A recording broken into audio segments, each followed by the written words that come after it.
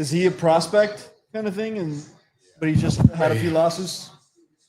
Yeah, he came into the UFC hot, and then they fed him to the sharks on the last one to really see if he could prove himself, and he lost, but he came back.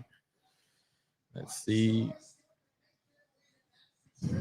Now we're live. UFC 322 Combat Coffee Club 786 Sports. We got Adrian Lorenzo, Hector Zaya once again, and bro, we just saw Bo Nickel come back from a loss to a beautiful victory. I'm hyped, dude. It's a great way to start tonight, man. Super pumped, stacked card from top to bottom. Is one of those that look, we already got to change it to the pay-per-view, man. But yeah, bro, every fight on this card is it could be a pay-per-view or a fight night by itself. Which one stands out? Or which ones stand out? Well, obviously the main event, JDM versus Islam. Islam's got a chance to make history. 170 champion. The co-main is gonna be a banger with Zhang, Weili, and Shevchenko, two of the best female fighters. But then what's cool about the other fights is that they kind of all the welter. There's like almost what do you not a playoff, but what's the word, man? There's two fights at welterweight that are going to determine basically the status of the rankings and who might be next for a title shot. So it's like a lot of moving parts within that fight, within those fights. And then there, what are the other ones? There's one more that I'm leaving out. We said we were going to talk about this part too, like how. Oh yeah, how difficult it's been just to like. It's like you're sitting every time with your credit card, ready to watch the fight, like ready to like do it, and it feels that it's difficult at every turn through this ESPN. What's crazy is I don't know, maybe it's above my pay grade, but like if I buy the main card, it's a pay-per-view. I feel like the prelims should just flow into the pay-per-view. Right. Shouldn't be like a separate. It should be like you're buying the pay-per-view, like you had to do right now. Right. So I'm trying to talk and like log in, but the prelim, you should have the version of the prelim that's already purchased with the pay-per-view, not like you're watching the prelim and then. I would have assumed it was just like that already, you know? I thought it was, but I guess since some people have the app, which you have to pay for on top of it. So you're watching the prelims technically not for free because you're paying monthly, but then you got to purchase the pay-per-view, which is separate from the subscription. This has to be the reason they're moving to like a Paramount Plus. Part right? of it, like, part of it for sure. It has to be like right at the thick of it. To now, the thing is the pay-per-view model. I think it still works, but it's one-off events. Like you're gonna buy. I mean, even then it's tough, but you're gonna buy the big fight for the boxing match, or like it was back in the day, Mayweather Pacquiao. You're gonna buy a pay-per-view, but for that one event. Yeah. The thing is, all these streaming services have the events built in. So if you have Netflix, you're gonna watch a Jake Paul Tyson. Right. If you have Paramount, or I'm sorry, Peacock, you watch the WWEs. Now if you have Paramount, you watch a UFC. So who's gonna like be paying subscription plus pay-per-view? Right. It just seems like this model isn't where we're at in 2025 in November. You know, like I feel like we have the ability to either go to a landing page quickly and like purchase it. And even if you got to go through the app, fine. We've already socially accepted that we do that as a part of this. But it just seemed kind of silly, difficult to get to watching the actual thing itself, and then having to flip it over now from. Nah, yeah, it's crazy. It's like first world problems, but it's really like we're in 2025, bro. You just open your app and press the fight. Yeah. Which the thing is, once I think we said it the last time, but once you experience that, it really is like weird to having to log in, pay for the pay-per-view, make sure you have a subscription. Like you log into Netflix and the first thing that pops up is the fight. You click it and you're in it. Like that's it. Because once the bar is set at that, now that becomes your expectation. And everybody has Netflix, for example. Yeah, and it also.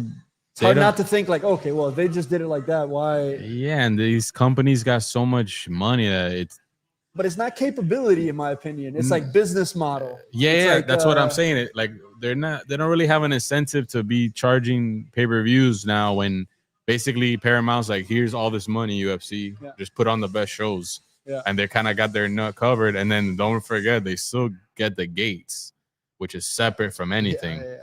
The physical live events, they're still raking in. I mean, bro, one nosebleeds is sold out, and nosebleeds is like at 600 now anywhere. Standard. That's like the standard for if you want to go to UFC event. Nosebleeds 600. And people will pay it, bro. So there's a lot going on to be having to do a subscription and a pay-per-view. Well, that's universal too, dude. That's like a Roman gladiator shit. Like we've always shown up for live combat events as like a species. I feel like everyone, whether you like sports or not, but especially if you go to baseball games, football, basketball, you got to experience once in your life a UFC because it's a totally different sporting event. I want to go to a card. I want to go to an event. And for me, especially like if you love fighting, like I feel I went to the one in the not the first, but the second one in Miami. Well, the second one from recent. And I mean, we paid a pretty good amount of money, but I feel like you leave satisfied because we got there at 6 p.m. Yeah. You get like you get your money's worth, you know it's long. Like if you care about the prelims or if you're engaged throughout, you can have like what was the main card?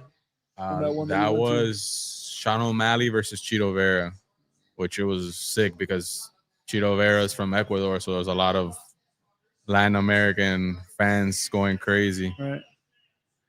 But yeah, bro, like you're there all like 6-7 hours watching fights, and they're all different fights, so you get a lot of turnaround.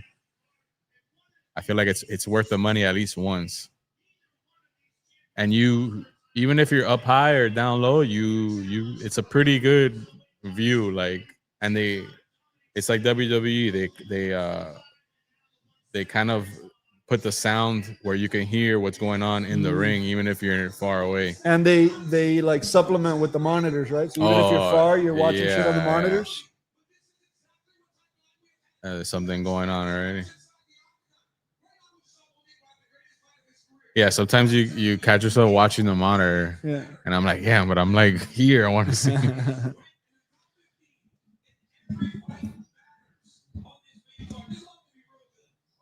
And then you start doing you throw in the betting while you're at the event, and it gets stressful.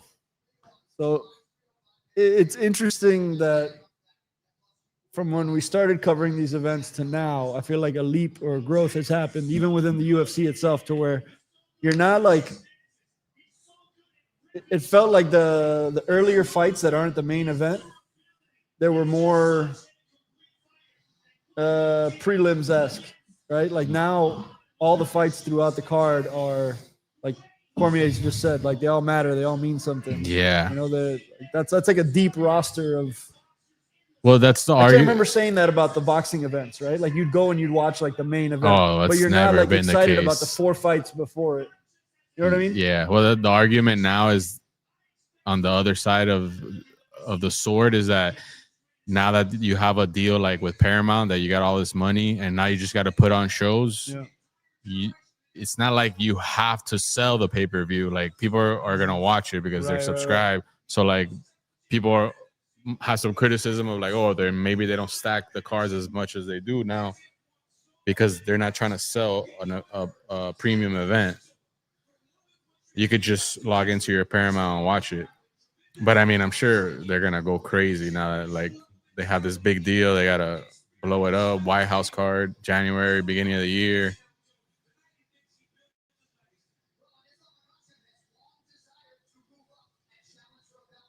And I think there's a prop bet to see if Donald Trump shows up tonight.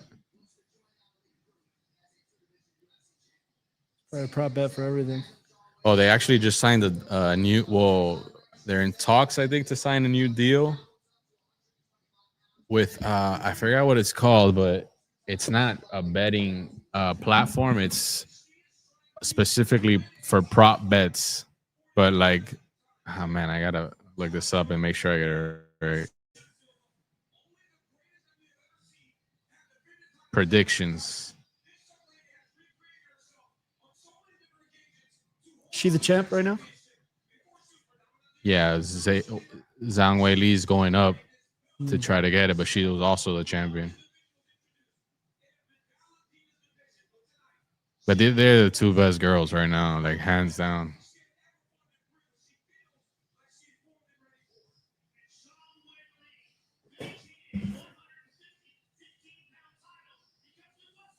Oh, I don't know if you heard of the poly market predictions. No. So it's like this new form of betting where it's just all prop bets like while the fights are happening. But it's not so much like who's gonna win, who's gonna lose. It's just like predictions of like, oh, knockout, or even like Trump showing up at the UFC. Right. But it's crazy because they just had like a betting controversy, and now they're talking about this deal, and it's like that because those are harder. I mean, I'm sorry, easier to quote unquote rig if you were trying to, be funky about it, because you don't gotta lose a fight. You could just do something specific. Yeah, this is what's happening in everywhere right now. Yeah, because I mean, the thinking is, I mean, I'm not gonna lose a basketball game, but I'll make sure I only get like 8 rebounds, Right. and my boys can make some money. But with fighting, it's too hard, bro. There's too much on the line. You didn't see the one that happened like 2 weeks ago? No.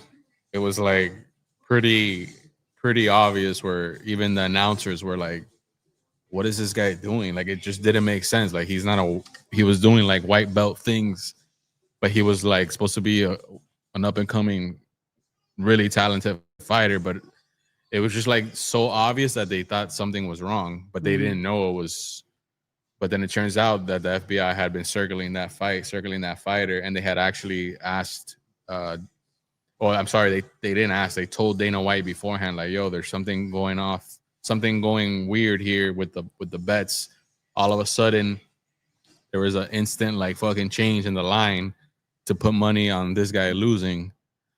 So I guess those platforms have like a built-in algorithm that lets you know when something's going off, and something went like totally weird. But then when you see the fight, it looked very suspect. Up. Yeah.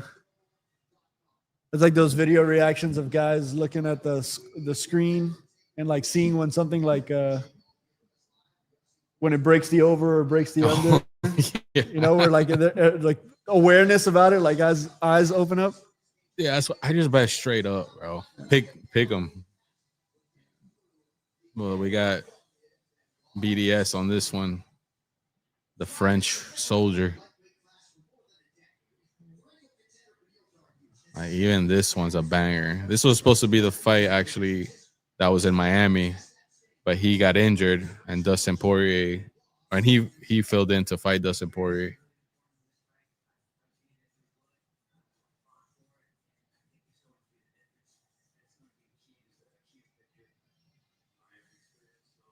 I feel like him I've seen fight. This guy's not scared of nothing, bro. He's willing to die in there. That's why I put my money on him. Like, not that he can't lose, but you got to knock him out or get him out of there. He was literally French special forces. Oh, shit. Like, he's seen shit. Yeah, okay. I didn't realize that was the context. Yeah. So I feel like you got to take that into account. But this guy's badass too, so. Where's this guy from? That's a good question. I know it's good old USA, but I'm not sure where. I say it every time we're on a stream, dude, but the global range of this sport, Nah, it's the best, bro. And the two on the main card are from where and where? Australia tonight? And Dagestan, Russia. Right. This guy's French. Nah, and then the co-main is China, and go. she's also Russian, There you go. and she speaks like 5 languages too. That's Go crazy. back, dude. Combat sports really does have universality, and before it just only looked like boxing. So like, Well, no, it was. and kickboxing has had its moments in other places, and the Pride era and all that. But it feels like no, this combat is sports overall is in a different place now than it's ever been. None in the beginning. It was like a 170-pound jiu-jitsu guy versus a 300-pound, just I don't even know what sumo wrestler. Right. It's crazy when you see how far it's come, bro. Like those VHSs, insane, bro.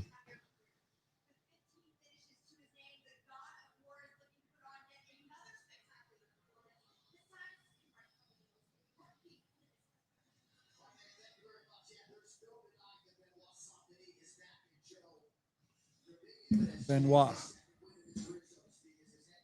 Back-to-back wins. It's another thing. Third highest significant strike accuracy in UFC lightweight history. And when he fought Dustin Poirier, I'm pretty sure, I think he said he had like a staph infection, so his cardio wasn't all there. So that definitely could have affected him, but that's another thing that stands out too, where you used to watch, again, my reference point for this is boxing, right? We just grew up watching it for every pay-per-view. But I felt like it was more regular to see guys like semi in bad shape. oh yeah. You know? And still be in the fight. I feel like that doesn't show up as much here in the UFC. Like everybody's at the top of their physical game. In the beginning, well, definitely in the beginning in the 90s and then the 2000s, you would see literally school teachers like Rich Franklin, guys that had daytime jobs, and they weren't necessarily athletes. Right. They're just fighters, bro, like true fighters. But now everyone's like, bro, you like that, like now the visual of someone is like taken into account, like if you're not looking shredded like an athlete, then like what's going on here? Like either your like weight's not on point, your nutrition's not on point, like something's. And I mean, essentially everyone's cutting weight except heavyweights. So no one's walking around at their natural weight. So like if you're, I mean, don't get me wrong, there's guys that just look, like solid, but they're not necessarily like a high level shredded athlete. But like this guy's got a sick dad bod though. But like compared to someone like, I mean, my body is not looking like that, but yeah, but the threshold is really high. I mean, yeah, I feel like every card that I've seen, everybody's in just like peak athletic form. Oh yeah, it's like not acceptable to not show up that way. No, and it's now you wouldn't get there if it wasn't that. No, and now it's like I said, it's mentioned like if like the week of, you see, because now there's coverage all week, all month. So when you see athletes coming in for fight week doing like press or weigh-ins, like it's talked about. Like, oh, how come that guy's looking like he looks like he's 10 pounds over? That's not good. Or right. And then they always do like they'll like put the fighters side by side from like their years, and you see how they like almost get even more tuned in and shredded as they get older. But then some guys you see like fall off or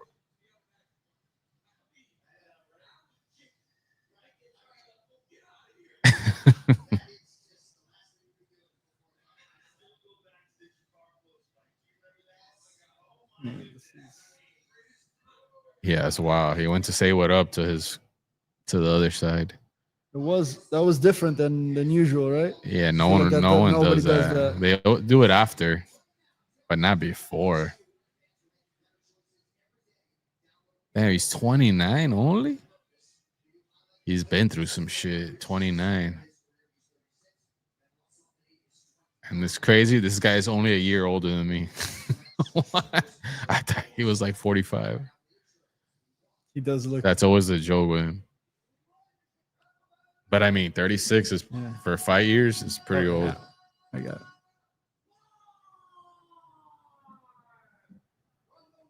Isn't it funny how like two brothers Yeah, become like the guy in each of these sports, that always blows my in mind, boxing and in fucking UFC? bro. They were born to do it, man. That's unbelievable. Born to do And it. this is the younger brother, obviously, right? Yeah, yeah. So it's And like just like watching your brother do something dope your whole life, and like, yeah, of course I'm gonna do that, and then be the guy for that now. And he's been there since It's- almost day one. This is so iconic to me. Like this reminds me of a fucking box TV unit and a little black cable box on top of the TV, Yeah. right? A little ass cable, and we're getting ready to watch De La Hoya versus Trinidad or some shit like that. But And why I love this is because this in boxing it's reversed. Like we were saying earlier, like you'll see all the prelims, the fights Mhm. going up, but then they do this like welcome to the card, like Right. the big announcement, like introductions on the main event only, and it like they fucking take up so much time with the entrances, everything. Right. But I like how the UFC, like when the main card starts, it's like, all right, show has started, like let's, and then every fight, even the prelims has this, but then you do the walkouts, you do the introduction, so every fight feels big, yeah, and then it leads up. it feels like something's on the line with each fight. It's not just some fight. Like you could see how each fight would lead to this person getting to their title shot if they win, and even if the odds are against them, I know how quickly a fight can flip. So there's literally always something on the line. Yeah, or you get some shit could just go. Same for this guy. He's like what was that guy? That bald referee, man. I'm gonna Which one? not remember his name. The famous boxing one. He had that like that voice where he talked like. I You know who what I'm talking about. Yeah. I can't believe I'm gonna forget his name right now. What's this guy's name? But that's who Herb Dean is now. Like, Yeah, well, he's become that guy. the OG, so-called the greatest referee of all time, is coming back. Big John McCarthy. The He's one with the really been there with since like day the one. braided chin. No. hair? Who's that guy? Oh That's shit! This guy has been. Ooh. Oh wow! Wow, dude. Is that 15 seconds? 20 seconds? Damn, He's looking like what happened? I don't know. Dude? That's tough. That's tough. It looked like a good stoppage, but I don't know if he just.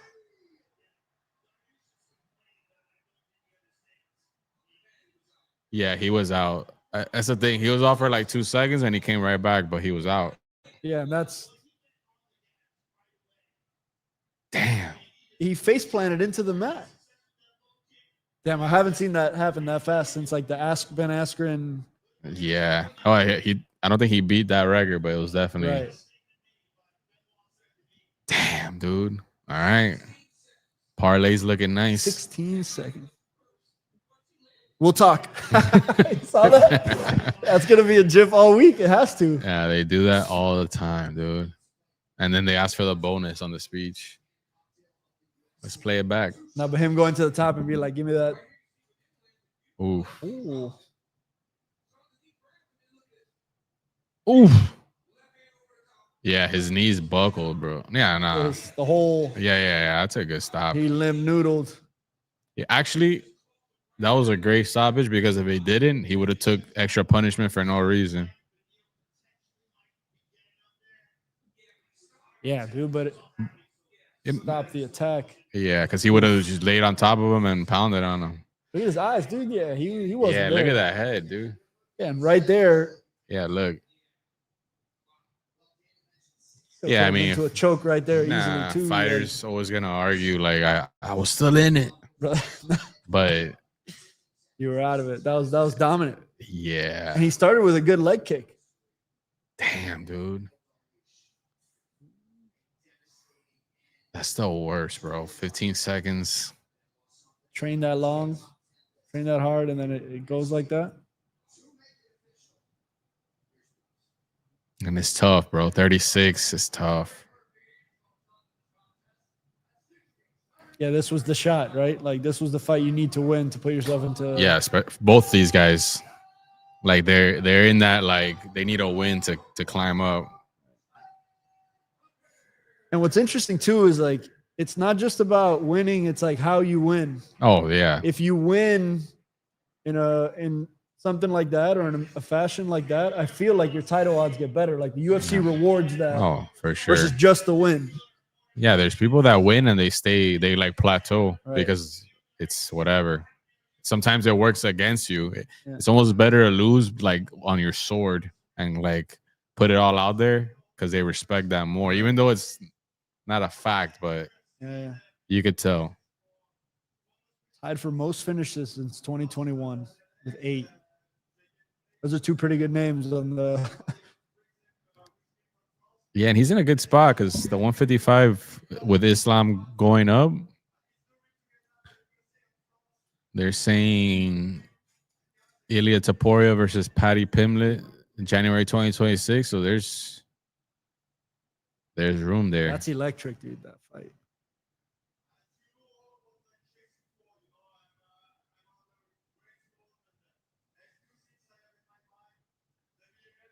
Haven't gotten to talk to you at all about the Aspinall Gane stuff. We didn't have, we didn't have it, but I didn't. That's interesting. Oh, and since then, it's John Jones has inserted his name back into the conversation. So he unretired. He's saying White House, and then, but Dana said they want to run that back to then hopefully maybe fight John Jones. Run back Gane and Aspinall. Yeah, soon, so that maybe it lines up with the White House. Who does John Jones fight in the White House? Well, they're saying Pereira. So Pereira goes up to heavyweight to.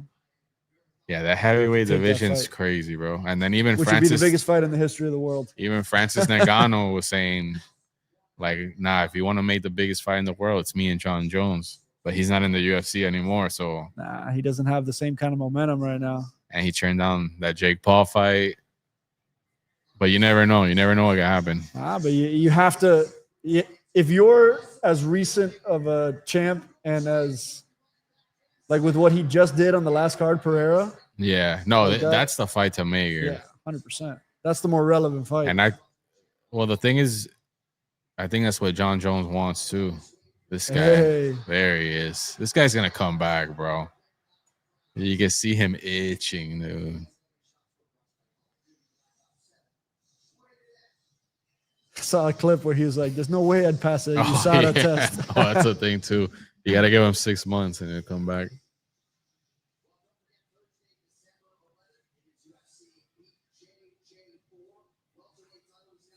So, what's next? Shevchenko Chang?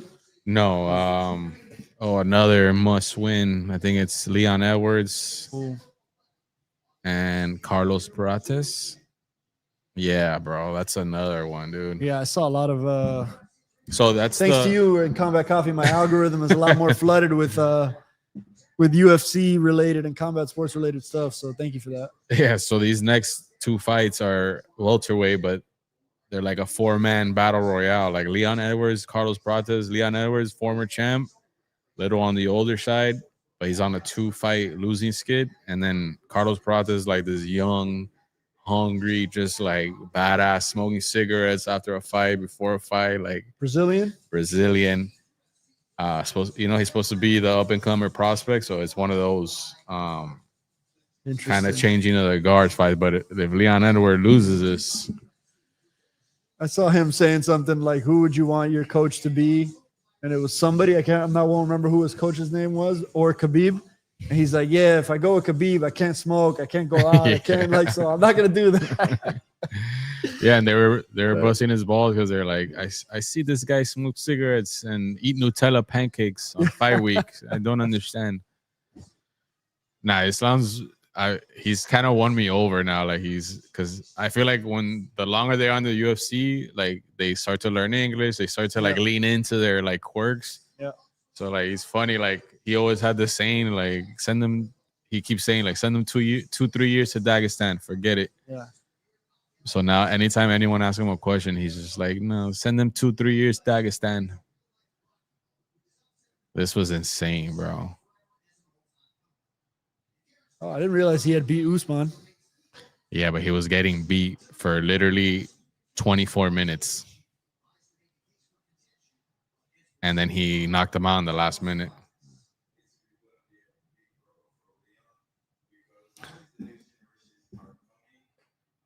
Yeah, and then the fight after this is the same. The new generations are coming. New generation versus the older guys.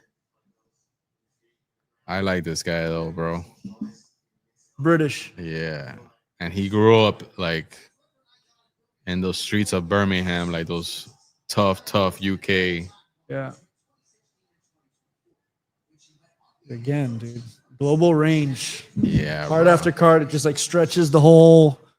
Now we go into like Brazil, UK. Yeah, it's sick. I feel After like we just went France, US. Yeah, this guy's really good. It's just like I feel like he doesn't know how good he is. Like his. You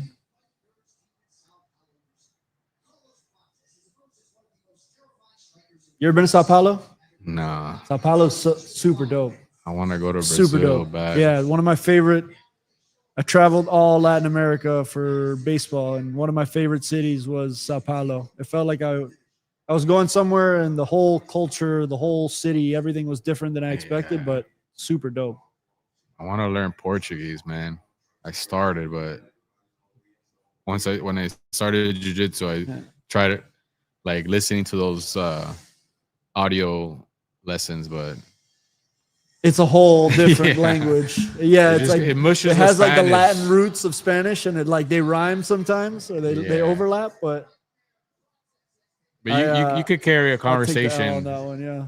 Like a Brazilian and someone that knows Spanish, they kind of understand each other. Or Carlos Alfonso, yeah, he says that he just like picked it up from working. Easy. Shout out Carlos. He said that, and I was like, "What?"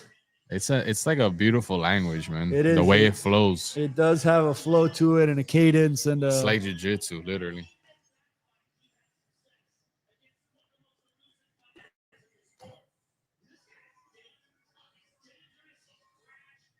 Brash, that's the word.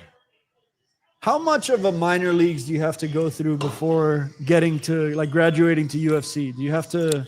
Is there like a threshold? There's a lot more now. There's a lot more organizations that are. There's also a lot of former fighters or even current fighters, but like that that start local promotions and like they know business well. Like I know Uriah Faber has a really good one in SoCal A1 Combat. Anthony Pettis has his own. Masvidal had one, but I think it was bare knuckle only. But yeah, there's a lot of like local promotions, and that's where people get their fights. But then now you have like Dana White Contender Series. You have the Ultimate Fighter still going on. But the community, I feel like there's so much fighting and so many schools and so many gyms, and like UFC is so big that like people start coming up and you start hearing about them, and then it's kind of like there's no straight like minor league to answer your question, but I feel it's a little bit of like you do somewhat of a local circuit, whether it's in the US or there's a lot of big European promotions, or like overseas in Russia, all that stuff. So there's a circuit you could jump into. But then it's like I'm sure it's like everything in other sports too, but I feel like maybe I'm wrong, but UFC, like then it's like who do you know? Yeah. So there's some subjectivity to like the actual entry. Yeah, because you could maybe if you're training in Khabib's gym and you start to show promise, you start to win fights. Khabib has a lot of leverage to be like, hey, check this guy out. Let's put him on a Dana White. And if you are, what I like about that is that if you are just really good, you don't have to burn however many reps in these minor leagues. You could jump right in if you're exciting enough, if you're talented enough.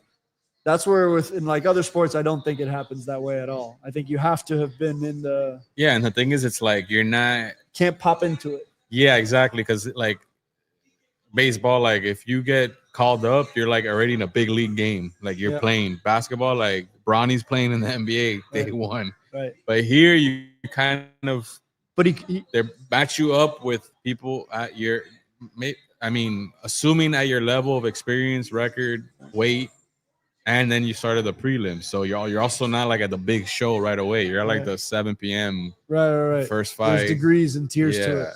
And even for the NBA in that analogy, like the G League still, Yeah. there's still like this official there's still like this official filter system. So what I'm asking is like there's like who decides that you can come fight on a UFC card? Like what qualifies as professional fights? Like any And there, as when long I as see a record of 22-7, as long as it's technically sanctioned, okay. it's a professional fight. But I mean, But like the local things that you were talking about, that's those are professional. sanctioned. Yeah, Those are professionally Yeah, those sanctioned gotta fights. So be- those would count in that. There's Yeah, not some other. but there's also, I mean, like everything else, like what organization was that sanctioned that fight in Right. 2015 that you fought for? Like, could have been at a nightclub. I don't know. So that's But why it's the more. technically a win if you Yeah. got it. So the more relevant thing is like the UFC record after a certain point. Yeah, that for Right. sure. Like, Right.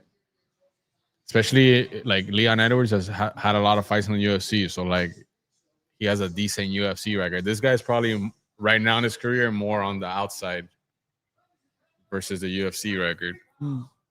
Yeah, but once you have like 8 wins in the UFC, you're like pretty legit. Yeah.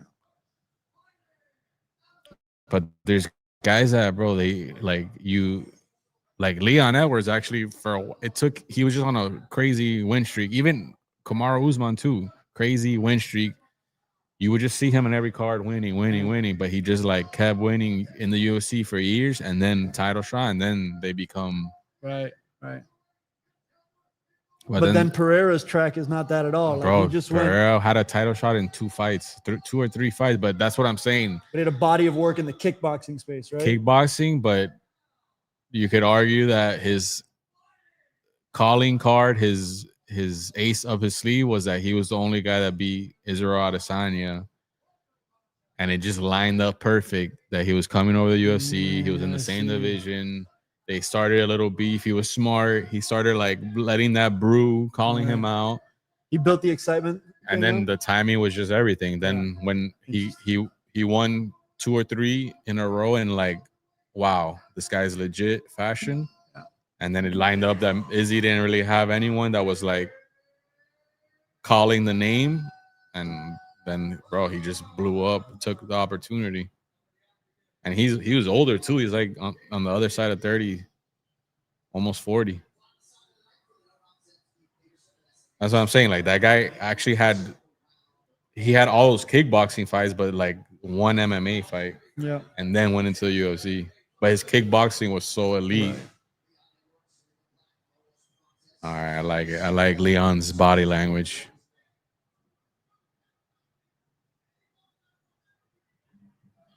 Yeah, there's a twitchy bounce. Yeah. Yeah, this guy's like long though. It's like but this guy just long, doesn't lean levers. care about anything, bro.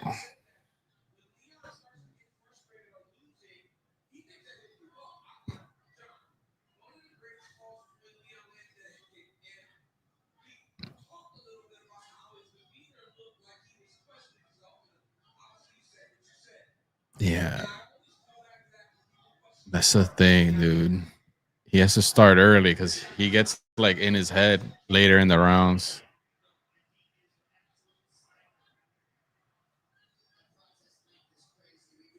Let's go. Seems to be like a big reach difference, especially like legs. He's worrying about that headshot dead. Look weird. He does look way taller.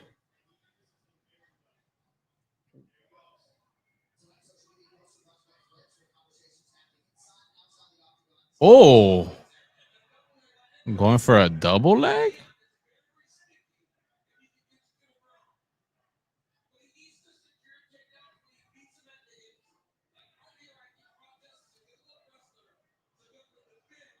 Oh. Okay, I mean, he's trying to mix it up, but you got to work here.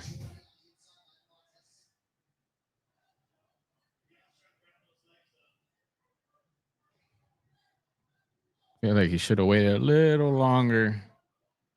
Or you're just talking to him.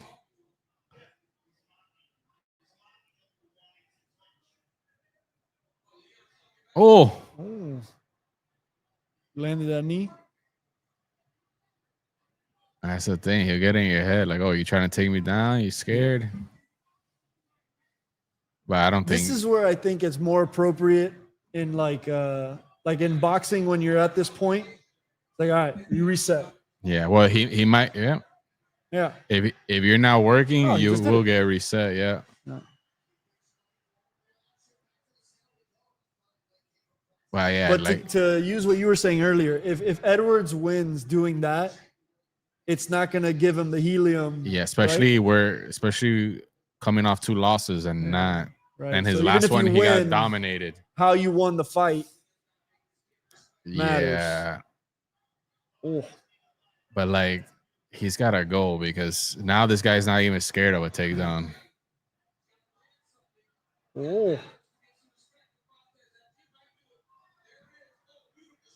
There we go. That's how you got to do it. Overhand into a takedown. Crispy. Yeah. He does. Edwards looks explosive. But he's got to go to work here, man. Oh, both hooks. No, you don't cross your legs.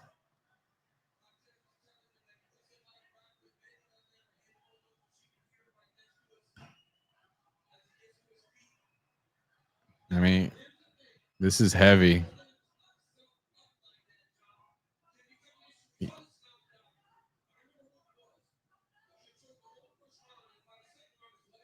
Yeah.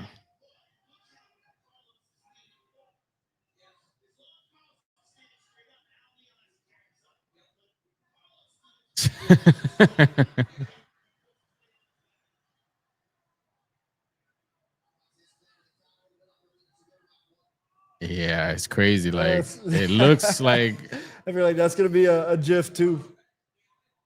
He's getting punched but smiling through it. Yeah, it's hard to carry that weight, but then, boom, crispy.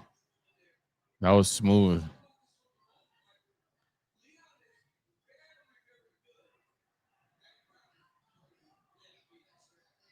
I mean, you get like that's the thing. He's lost 2. Oh, Oh, he took the back, both hooks. Nah, he's chilling. That's a good first solid round for Edwards. This guy's just having fun though, bro. there does seem to be a genuine enjoyment. That's the thing about those guys, bro. Like they're scary when you just like don't care if you're winning or losing. You're just like, bro, this is great. Isn't this great, guys? And he's refusing to sit. Yeah, he just like wants to bum a cigarette right now.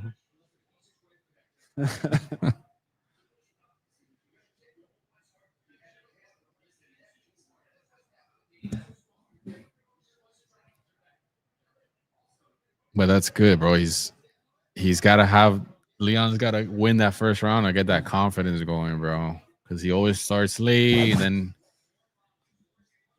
he gets out of it. Then his corner's screaming at him. I could see how the UFC would want Protest to win though. Oh, To have like another like Brazilian fighter prospect because he's exciting too. On top of and just stylistically, it's exciting. He's young and early in his career, but he already has a fan base of like he's got like Gen Zers. That's smooth, dude. That spin, it's like a dance move.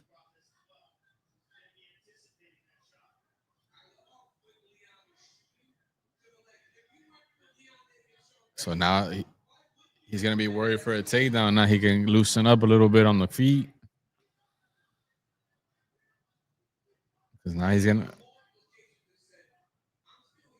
Woo! Yeah, bro. In his last fight, he got dominated. So could you leg kick in Taekwondo? no, No, right? Dude, leg kicks are crazy. Crazy that like how much you can't do and take one of them. Sure. Yeah.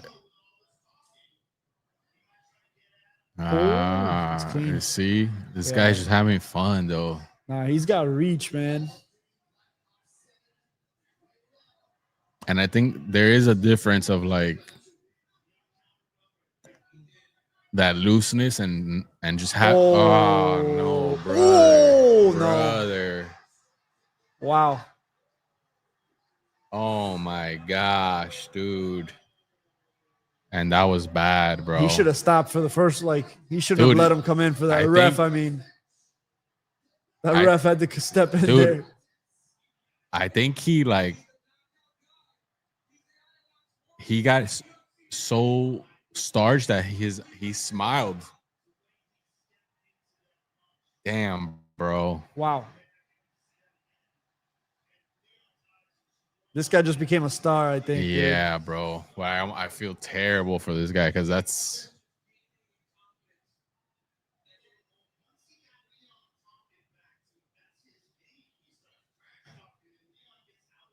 It's amazing how a fight could flip like that, man. Damn, bro. That was rough. That was rough to watch. And it was straight down the middle. Yeah. Wow. Oh, bro, he had his hand.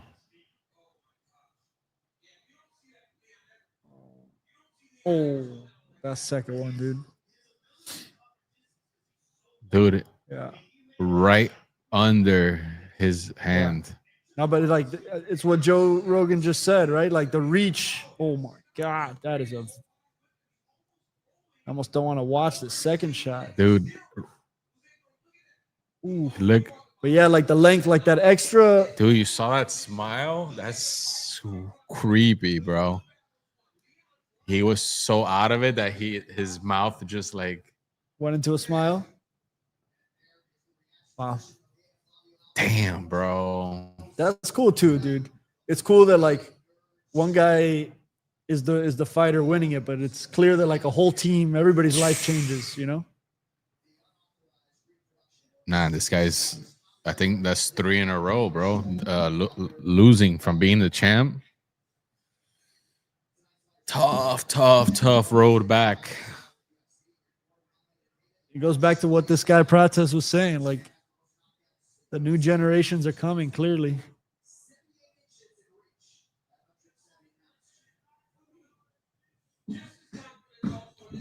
Damn, bro. Welterweight getting interesting. He got choked out in the last fight, knocked down in this fight. Bruh.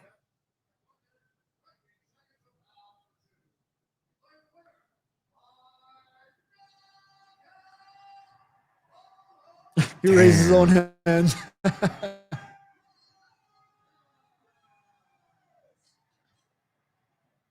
Wow. Dude. That was electric, dude. Look at Joe wearing the thing.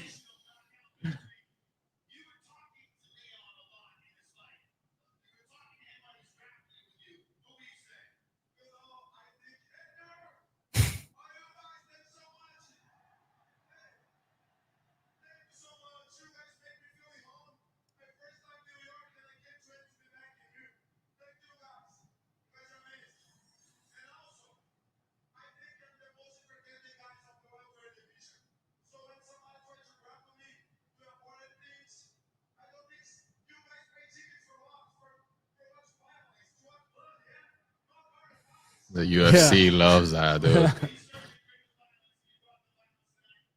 Well, that is at the end of the day. I think if you gave like, yes, you can appreciate the grappling, the takedowns, the nuance is still going to be there. But I think there's clearly something satisfying about strikers and like, bro, that's that's human. But when you get to the elite top 5, top 3, there's gonna be grappling involved for sure. But I think there is like when you're coming up, you gotta be that guy, bro. To But you're then get your excited. spot, and then all right, we're grappling, we're covering all bases, but You're still more excited to watch oh yeah, bro. Pereira as a champ than like Khabib. Yeah, You for know, sure. like, but I can respect that Khabib is one of the best ever. You know what I'm saying? But then the other side of that is like you hope when you watch Khabib or Islam to see if someone picks him apart and catches him. Yeah. Because that's all you could do. Either catch him and not let him take you down. Right. This guy's everywhere, bro. Next And they're to not going to Gary show Vee. Gary Vee. Disrespectful, dude. For real, dude. In New York. That's my next purchase, by the way. Oh, I didn't even notice. The Meta glasses, I have to get them. They look I've pretty noticed good. that for painting, I have the best point of view. Oh, yeah.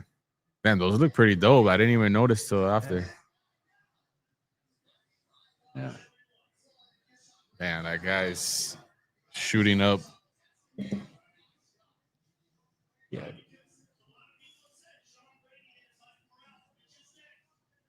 Okay, so this next fight you're saying is connected to this. Yeah, they'll probably fight. The winners might fight each other, and then those will fight for the title.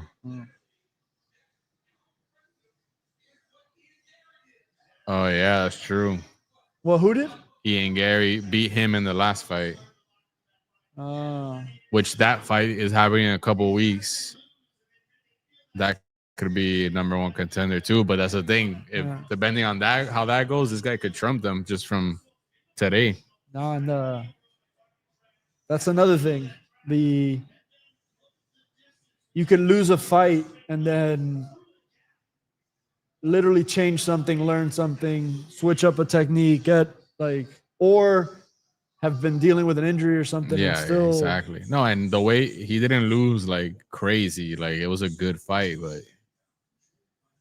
but damn, like that's it. That's already erased.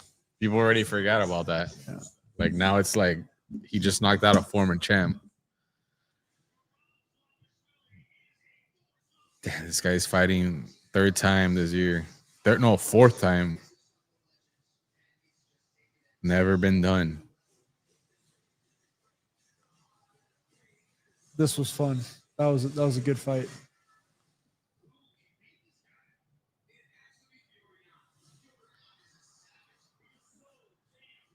That's crazy. I think he had 4 title defenses, or this is gonna be his 4th in a year.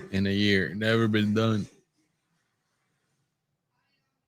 Cardio machine. The machine, dude. Damn. I hate to be that guy, but he messed up my parlay, Leon. Sorry. That's the thing about fighting, though. So people do get upset, but like, brother, these guys are putting their life on the line. Like, I feel worse that he lost, not that he messed up my parlay. But I had my confidence in him, bro.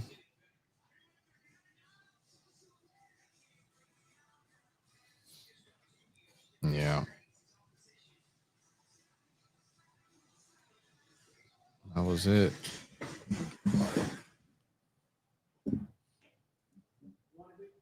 Nah, I'm good.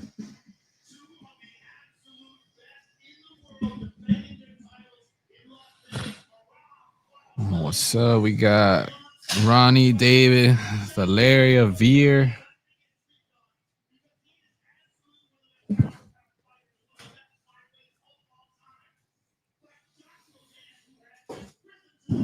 December 6th, we'll be busy. I'm not going to be able to watch that one. No, I think I said it last time, but I had completely slipped my mind of this card. But I think this will be the last pay-per-view of the 2025 ESPN the one era. We're doing right now? Yeah. They probably can't wait to get to Paramount. Can't wait, bro. Now that first card is going to be stacked. You know what's funny is how quickly that deal happened. Like usually you announce a deal and there's like a 5-year, 4-year grace period before it kicks in. They announce that deal and it's like overnight awkward. Into like basically this next year we're gonna jump right into which is kind of weird because it's like they're still on ESPN. So it's like I wonder how ESPN feels about that. Like they gotta be kind of like, or maybe it's not. Maybe it's straight business. Like we gotta do what we gotta do the last 2 months and try to make the most out of it. But I am interested to see because that did have a lot of weight on how they covered the sport all over ESPN, Sports Center. They like cross promoted like crazy. A lot of fighters on different types of shows. First Take. I could just disappear overnight, or not. I don't know. If they were smart, I mean, I think they got to cover in some capacity. It'd be weird not to talk about it. Another. The other thing that's interesting about Paramount, I don't know if this. So Amazon Prime is probably the one I use the most in terms of our Prime Video because it accesses your subscriptions within Amazon Prime within the player. So like, I have a Paramount Plus, AMC. So like I didn't. You know what I mean? Like, so you have like the window of all the people who use Amazon Prime, which everybody has an Amazon Prime account, whether you use the video player or not. And it's interesting that that's available. ESPN is not offered as an option in that plugin, I don't think, even though Hulu is. Wait, so if I have Paramount Plus, I could link it to my Amazon and watch it through there too? Yeah. Oh, I didn't know that. That's how I do it. That actually makes sense. Yeah. First Ecuadorian champion. He's another Carlos Prates, but Ecuadorian. And then the guy he's fighting choked out Leon Edwards his last fight. Damn, bro. I can't believe this guy got knocked out like that. It's like one day you're champion, and then you're on a 3-fight losing streak. This girl's swagging, dude. Did you hear the song that they're playing? Oh, wow. That's the song we use, right? Tego Calderón, yeah. That's the song we used on the video we made recently. That's crazy, dude. That is. That's how you know we picked the right song. This guy knows every word of it, too. That probably hits live, too. Especially because the horns kick in before he walked in. I've never seen a fighter from Ecuador. Chito Vera. Oh. They're the two most popular for sure.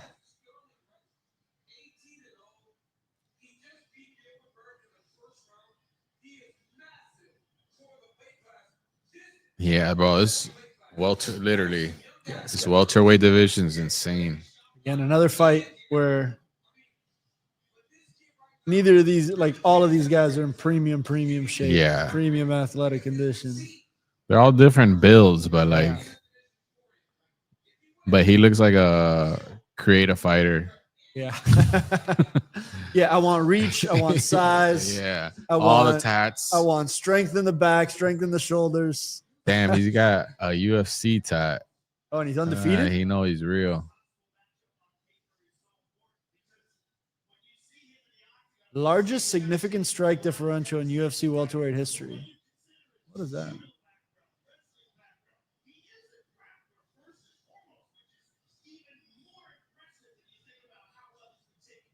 That's cool, bro. He looks giant, dude. He does. What weight class is this? 170. He looks like a 185er. The fight before this was also 170, right? Yeah. But I feel like the two before were like a true 170. Like they probably walk around 190, but this guy cuts weight.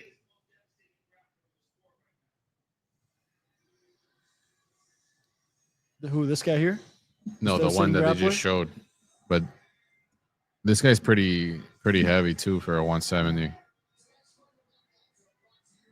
But he's like that Philly cat, like Rocky fighter, like just tough.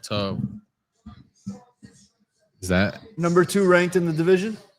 Yeah, because he's on also a pretty good winning streak, and he just choked out Leon Edwards. 4 straight wins.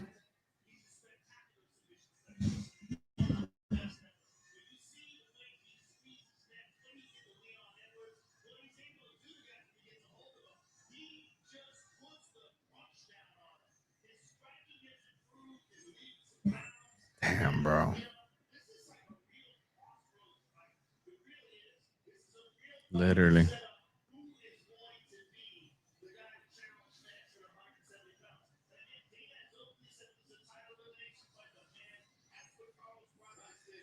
That's the thing. But then there's Ian Gary versus Bilal Muhammad. His tats are crazy. That's serious. Holy hell. That's like when you create a player, that's like all the tokens you have. The back piece. That thing is serious back there. Everywhere, but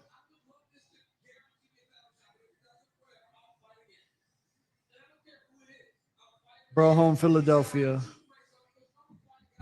While studying at Swenson Arts and Tech High School to become an auto mechanic, started training Muay Thai, subsequently picking up Brazilian Jiu-Jitsu. Cage Fury Fighting Championship, undefeated 10-0. Okay, so that's one of the circuits that you were talking about. Yeah. No, there's like well-known ones that are in the local circuits, but nah, they I wouldn't call them like scouts, like what you used to do, Yeah. but they're people that like, yo, you got to come check this guy out, Yeah, for or sure. like, yo, check this guy out. Oosh. Yeah, this guy's 25 years old.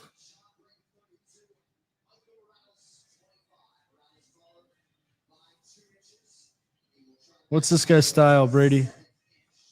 I guess it's He's actually pretty good with the ground and submissions, but he's a fighter, bro. He's just one of those guys.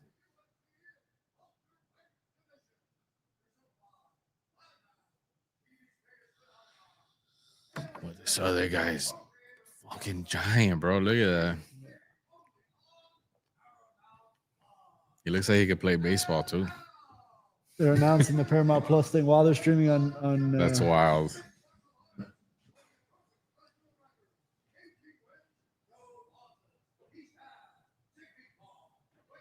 Shoo.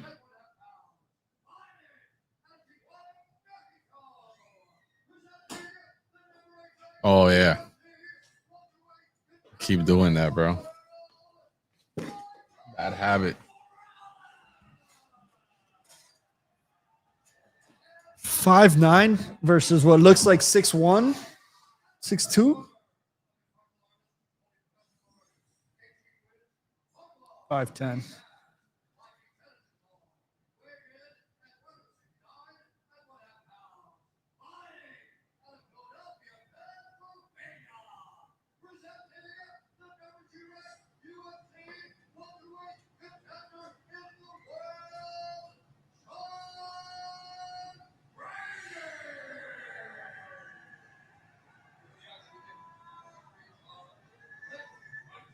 Blake Christ.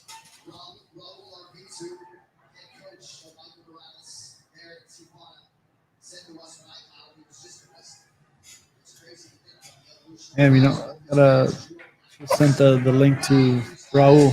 I wonder if Raul is watching. Raul Ibanez. Shout out Raul. Shout out.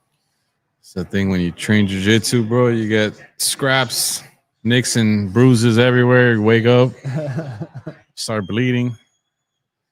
That's how I know it's real. You know, so I know you're really in it. I'm really in it, dude. I get the cauliflower ears, it's over. Sure, Valeria is hyped about that part. At all. She keeps telling me not to touch it, but here I am. Damn, haven't seen knee pads in a minute. Oof.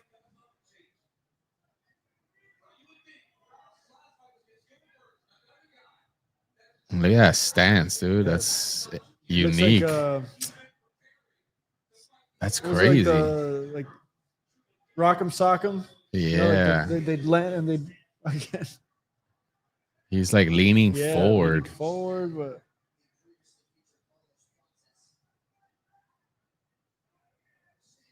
Gives him reach. But it's also he's got his head out there, like because he's going in. Exactly.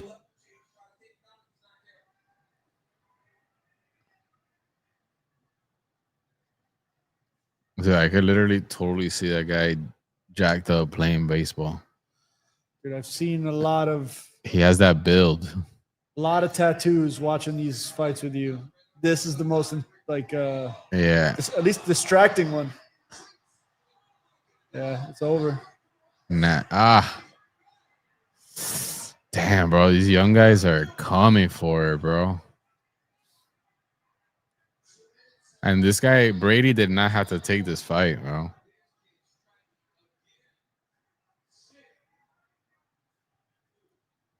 Dude, that's That one insane. got through, dude. Look at like the stance and the pace and the leaning forward and That's a lot to deal with, bro.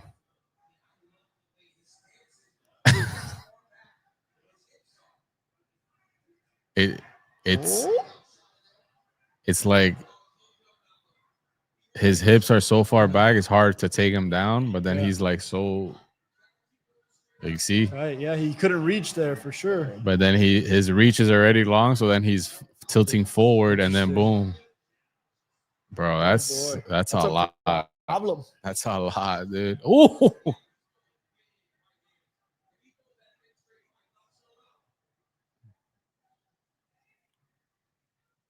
and he's so big to put away. That's tough. How much time do you think this guy has spent on a tattoo table? Like all the other time you're not training? All of it, 100%? It's got to be when you don't have a fight, because you can't train after doing this other piece like that. Oh, brother. It's done. Brother. These guys. Wow. So now it's going to be Morales Prates. That's going to be an electric fight. Damn, dude. These young guys are the real deal, man. Damn, bro. I think it was my subconscious trying to pick the older veterans, but these young guys are serious. Wow.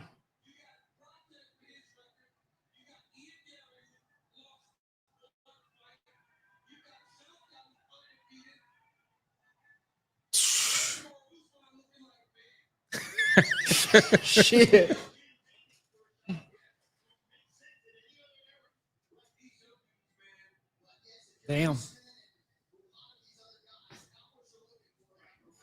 Damn, bro. It's like after you watch this, it's like, how did I bet against these guys? That's kind of like the most interesting stance I've seen to protect against the takedown. I've never seen a stance that far back like that. You can only get away with it if you hit like that, or if you like, boom, if you strike like that. Yeah.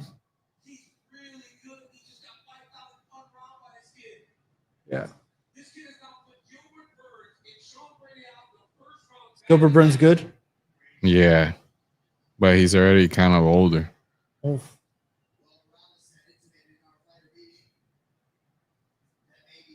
just from like if anything applies from like baseball and my time doing all that and evaluating dudes perform, you would much rather have the explosiveness of 25 than even of 31, 32, much less 34, 35. That's the thing. There's something twitchy, explosive that you don't get that back, you know. But it's like, you know how he stands right now. But some guys can extend that into 32, 33 before they feel that drop off. The argument is that, like in every sport, that it's when your mind and your body meet at like 30, 31, 32, that you're like at the elite. Right. But the thing with fighting is that it's tough, because like you could be your fight IQ and your experience could serve you until you just meet a young guy that just knocks you out. Tonight he became a star. I think that that's accurate.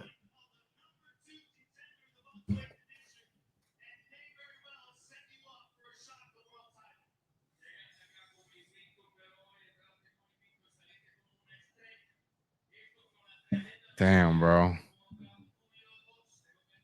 Best translator in the game too. This is the guy who does the Portuguese too? Portuguese, Spanish.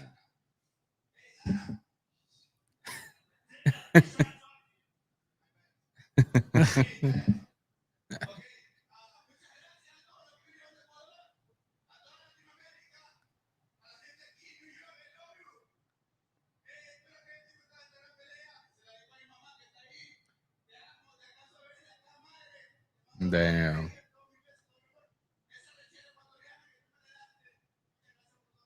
Wow.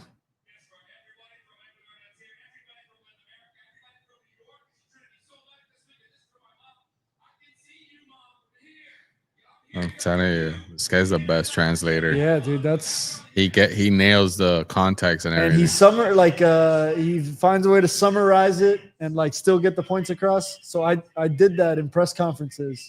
Shit's a lot harder than it looks, dude. No, and then when you see guys that aren't him, you see the difference. Like, wow. And talking to the athlete. It's funny because before I can't cross-check his Portuguese, but now I'm listening to it in Spanish and I'm understanding. And this guy's a beast, this translator.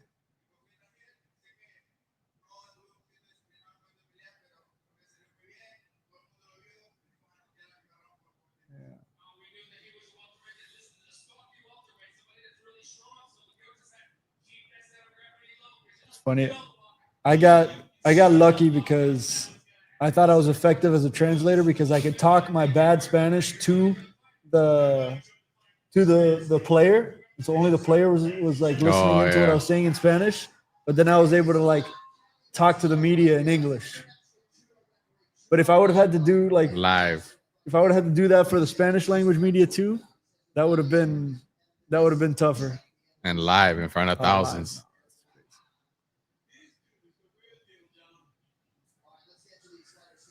Damn, bro. He's the superstar of his country now. What other athlete from Ecuador? Chito Vera was getting there, but he's in a rough patch right now. So this is the guy, bro. This is the guy, right? Anthony Rizzo. Oh, there you go. South Florida guy. Sure. Let's see they show Gary Vee, man.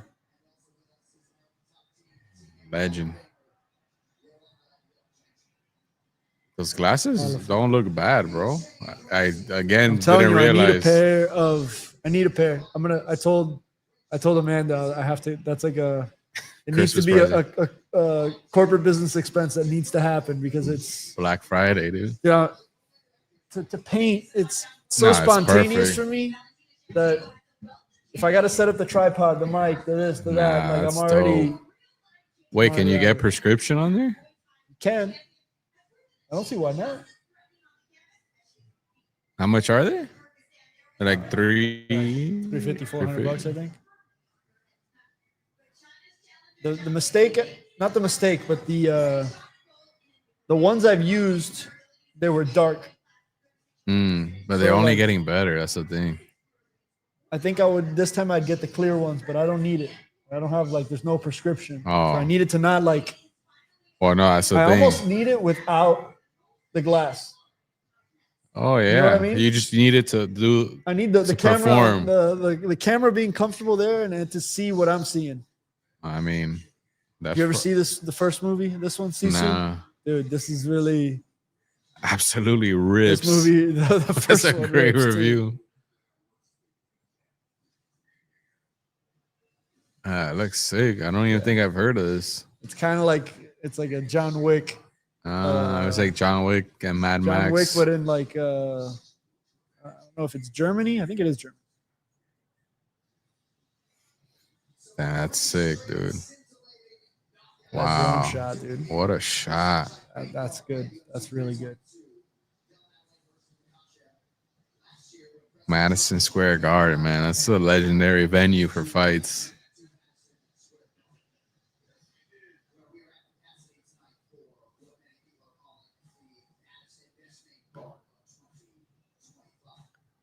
Man, those young guys, bro.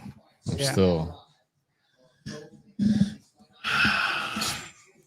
Dude, I'm hyped to do this with people when we at the new location. I feel like we Oh, could do yeah. It's going to be we could more of host a watch watch parties party for sure. for the events. When I was leaving my Shout out Casa place, Cultura. Casa Cultura, January 2026. Yeah. When I was leaving my place, there's an MMA gym right across the street, and they were having like a watch party, and that's what I was thinking. Like, there's just a bunch of people gathered around the screen. That's gonna be dope. On a projector. Straw weight for flyweight. Dude, she's badass, bro. But so is this other girl, man. I mean, China and Russia, bro. They don't play. It makes sense that their athletes would go somewhere, you know, like that they would, like, in terms of make it somewhere. Yeah. And they're trying to, they're investing in China. UFC, they're building like a PI and all that stuff because they want to keep building. PI Performance Institute. Yeah, Performance Institute. I want to make sure.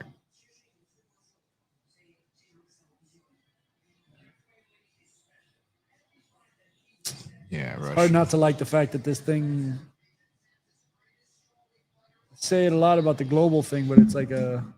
But bro, it's she's unifying, dude. It's like globally unifying. This is she's serious. But she's dope as a champion because she talks English, Spanish, Russian, Portuguese. Like, she can appeal to a lot of people. Yeah. Bro, she's only fought the best though, bro. She's really a savage, dude. And she's been fighting for so long. I think she's like 37. 37, yeah.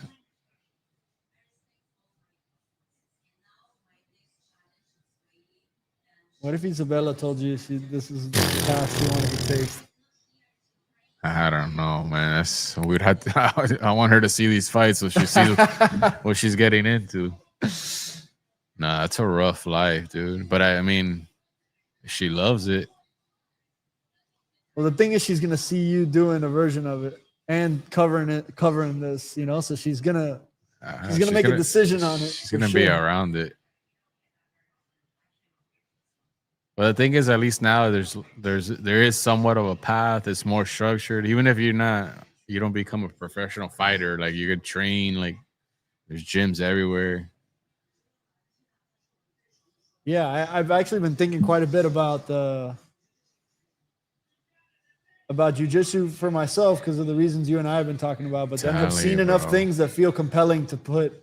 I'm telling you, to put my daughter in. Dude, I can't wait. Really? They tell me 3's too young, but I'm like, nah, I want to do it already. Do you think she has like an instinct for it? You think? I feel like she does. Yeah, just like because of things I've seen and like what? But it could also be that because I like playing with her like that, Yeah. maybe I'm like leaning her towards it. Right. But you're drawing it out. But she likes, like, I'll put her in positions and just be like, oh, you gotta get out, and then she'll get out and get like super happy. And she's like done an armbar on me. I don't know if it was like on accident or what, but I mean, just saying, dude. And she knows how to escape a triangle. That's hilarious. So yeah, she's already on her way there. Yeah, but it's just, they tell me like at 3-4 years old, it's hard because they're like it's fun to them, but they like don't understand why they're doing certain things. So it's just like like fun, like where like as 5, 6, 7, you're comprehending a little bit. So you're like, oh, this means this, or. But I know I trained with this one kid that he said he's 19 now. He started when he was like 5, bro. And he's so good, but it's like he's not even trying. Like I roll with him and I'm like, bro, he looks like he's daydreaming. Like he's just like, what am I gonna eat later?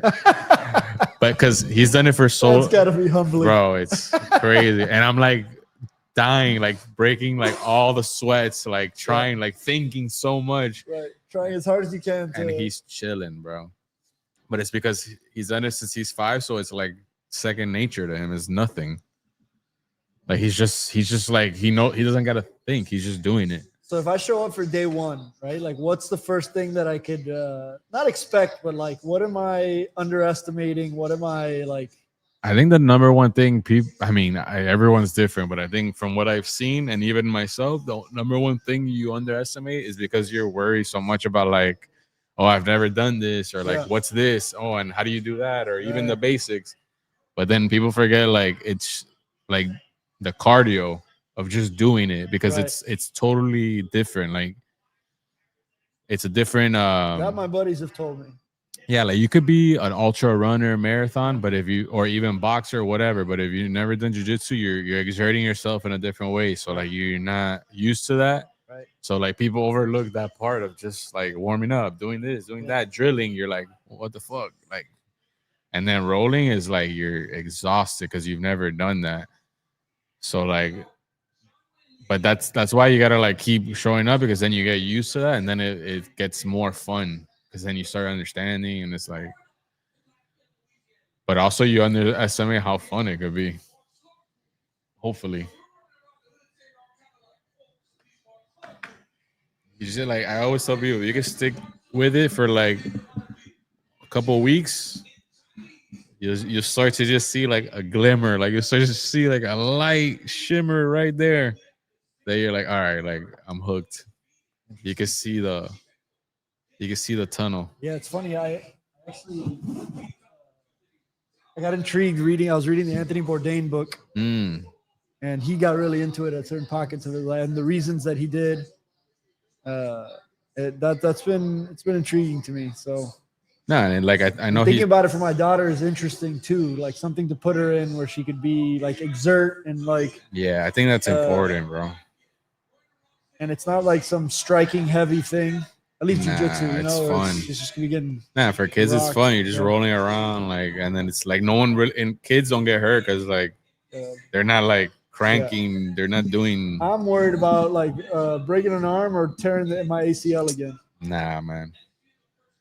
The thing is that obviously you gotta. It depends the gym you're at, and like you know how you're rolling and who you're rolling with. But everyone usually pretty much, unless only reason you get hurt is if you're trying to just go at 1,000,000 miles an hour for whatever reason, and you guys are trying to beat each other up. But everyone takes, that's the culture of jiu-jitsu for the most part, is like to take care of your partner. Right. Because the idea is like, you got me, like, all right, now I want to get another chance to get you, or vice versa. But that's what's cool. Like striking, you could get hurt even on accident, because if I let one go, I see, and maybe I just, for whatever reason, went too hard and your face ended up here instead of there, and then I catch you and you get knocked out. Like, even if I tried not to.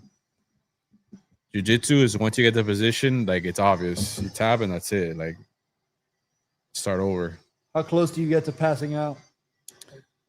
I've gotten close, but that's all. But that's on me. That's me. Like, oh, I can get out of this. now I'm like, oh, this sucks. Tap. Like, I'd rather just get out of it. And but that part is interesting, bro, because there's been cases where you think you're literally gonna pass out, and like you essentially come close to death for a second, but if you get out of it, you get like, it's a weird feeling, because you're like, it's like you prove to yourself you could get out of this near death position where you're like literally cannot breathe anymore, right? And the guys on top of you are holding you, and you're like, bro, what am I gonna do? But you remain calm, you get out. Right. So when you get out, you're like, holy shit, like I just got through that. That must be weird, because the confidence word keeps coming up. Yeah, of like the thing you get rewarded with by doing it. is the confidence and like little things like that, like coming to the bro. precipice of like, oh, I can't breathe anymore, and then So then throttling out of imagine it. Yeah. you do that in the morning, and then like someone sends you a nasty email or something. You're like, bro, you know what I just did? Like, that's nothing. Yeah. But yeah, it's and then you get a second win. It's weird. You're like, whoa.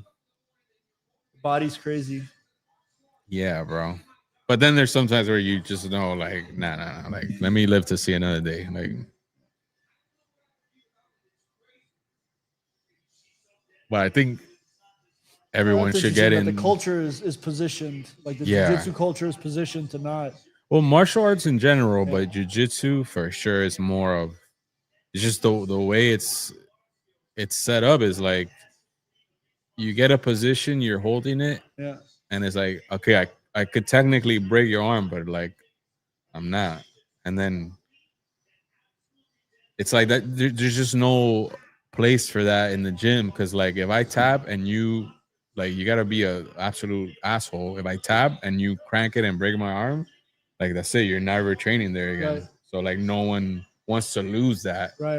It's not no and no one wants to do that anyways, but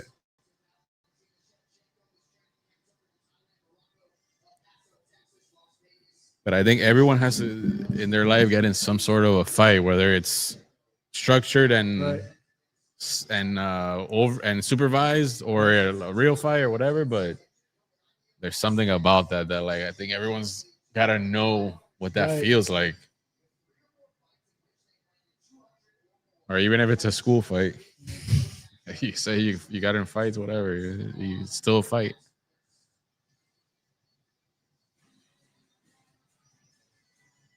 But then it also makes it awesome to watch this because you appreciate like every part of it. I could see how watching it would like doing it would give you the appreciation for watching it on an even deeper level for sure. And then it's like it's cool when like you something I've done or I see people do, but then I see them do it in a fight. I'm like, oh shit, like it works like in a real MMA full contact fight. Like it's because it's so safe. Yeah. Most of the time, you feel like, oh, like did that really work, or like, is it just because we're like playing this game? But then you see someone get like a triangle, and you're like, what the fuck? While getting like punched, you know? Yeah. So, can you hold two belts? Technically, yeah. Because that's one thing I see in boxing that I don't see in this. Like a guy, like I feel like in boxing, guys have like 7 belts. You know, they put them on them like all the different ones. But those are just different like organizations. Right. So that's why they can have multiple belts. But the UFC kind of went through like a phase where the only way you can hold multiple belts is weight classes. So you have to be positioned enough where like you could go up one or down one. But I don't think the UFC likes that because if you're champion in 2 weight classes, you kind of hold one up. Yeah, because you gotta like you gotta choose which one you're doing. So like, Weili could lose tonight, but retain her championship. What they're doing now, more often, which she did, Ilia Topuria did, and Islam did, is when they go up, they relinquish their belt so that there's no like confusion, no tie up, and then the other people fight for the belt in their past division, and then. But there was a phase where like Connor was 145. He's like, I'm going for the 155, and then you got both belts, but then he never fought 145 again. But technically, for that time, he was double champ. But Shevchenko, if she wins, she doesn't like take on the belt from the lower class. No, she just stays the champ. Yeah. In her weight class. Okay. But technically, she's fighting the champion. Right. So you could say that, but not in reality.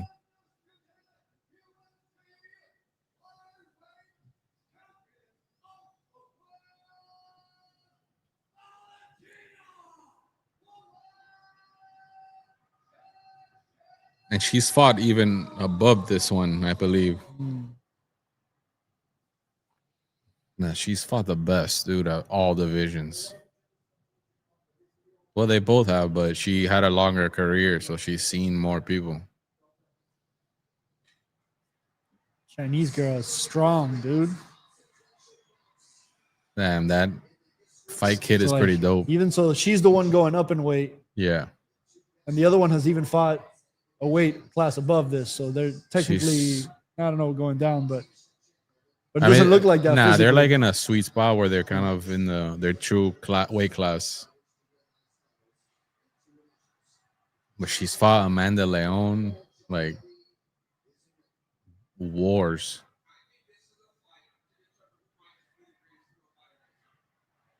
Yeah, Wow. it's like the highest level, dude. Not just women either, like men. Ooh, that one got through. Dang.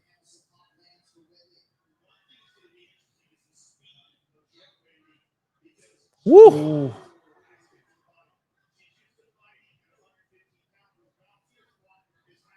$10K on Zhang Weili money line plus 114.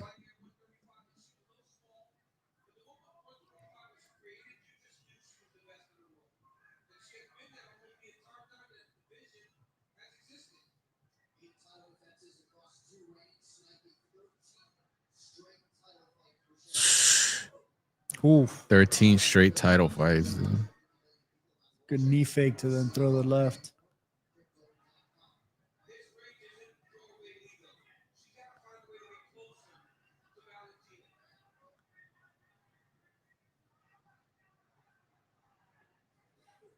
Oh. It's a crispy kick.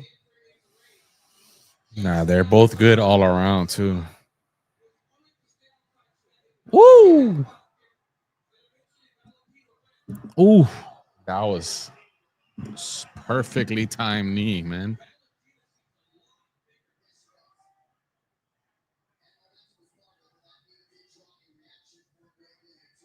It's hard for me to tell where it looks like somebody's got, like, when you say he's got the hooks in, right? Like, or when I feel like a lot of positions to me, from my perspective, look like, oh shit, like she's in like a chokehold position, but Yeah, right now. like some seem easier to slip out of than others. Yeah.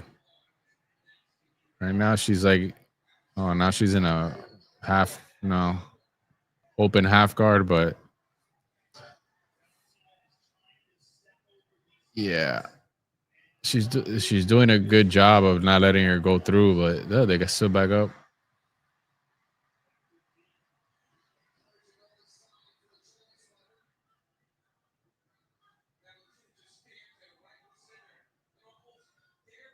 Legit.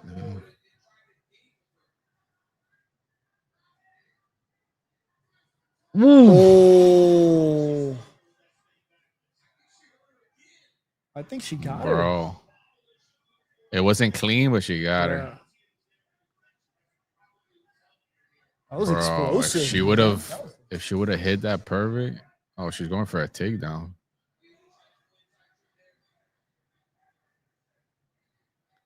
Yeah, she looks stronger, dude.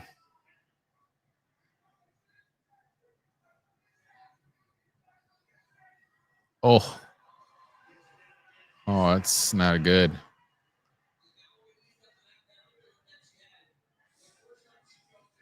Whoosh. It's gonna be a long minute and a half. Oh, the elbow to the ribs. It's just exposed right there. Thought about the ribs differently after that Peloton fight. Yeah, man, that's for real. Those elbows he threw to this guy's ribs. And bro, if you break a rib in a fight, bro, you can't breathe. Nothing you can do.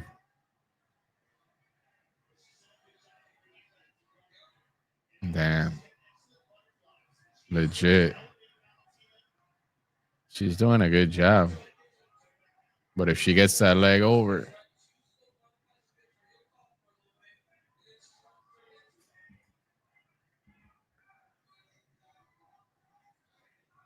Landman, Paramount Plus. It's a good show if you haven't seen it. Oh, that's really the good. one with Billy Bob Thornton, Yeah. right? He kills it in that show. There's actually a lot of heavy hitters on that show, I think. John Hamm. It's good. It's compelling. Actually, I ended up watching it twice. I was thinking about starting it.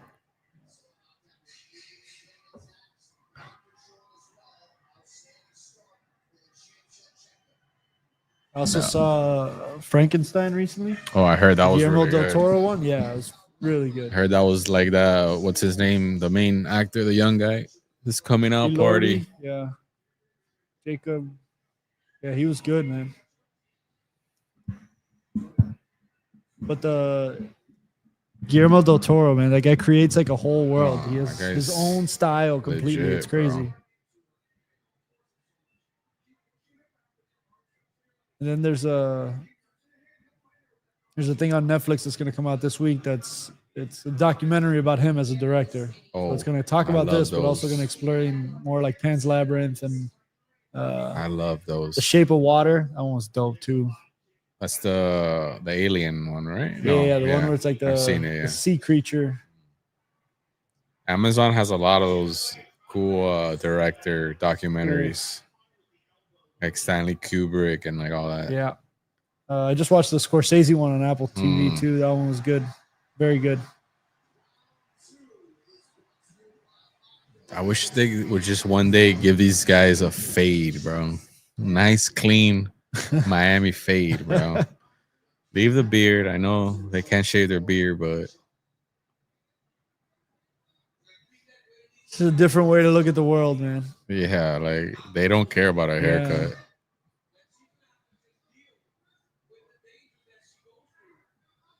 Oof. It has been my favorite thing about getting into combat sports lately.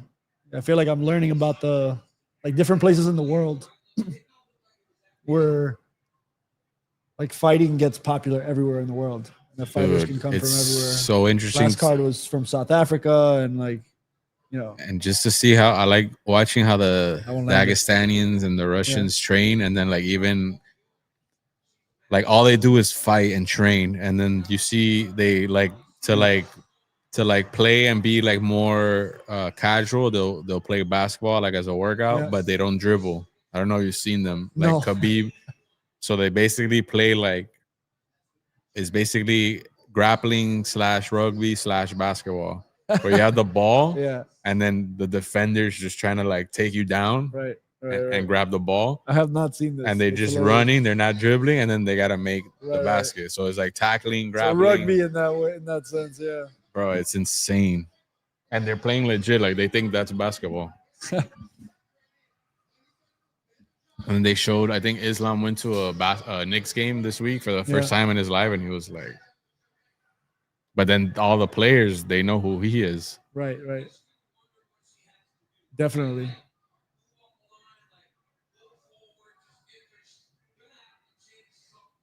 Oh, she's dominant in this position, dude. Oof, Oh boy, that's trouble. bro.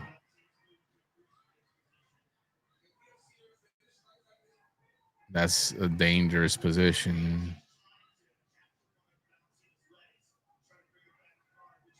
Oof. Ooh, shoulders. Dude, and then shoulder, and then slowly working Bang. that arm triangle. If she gets over it, no, she lost it. Oh, that's what Hamza had.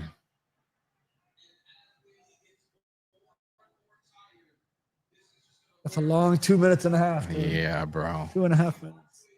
And especially coming from the first round, you're already like, oh, here we go again.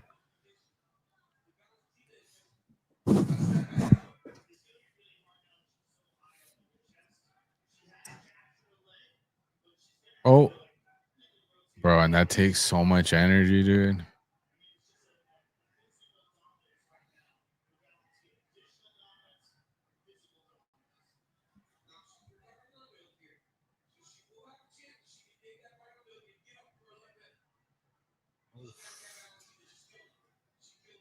That's demoralizing.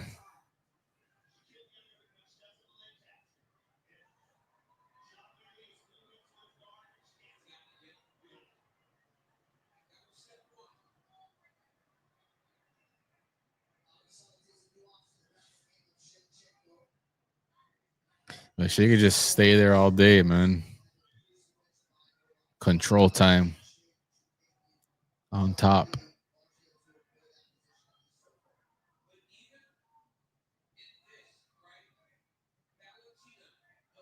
Ooh. Oh.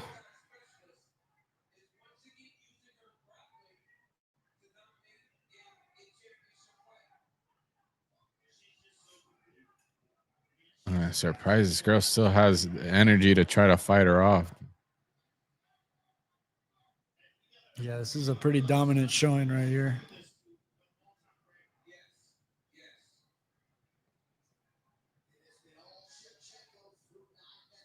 Oosh. Oh, Bro, those are those shoulders. tough. It's gotta be brutal.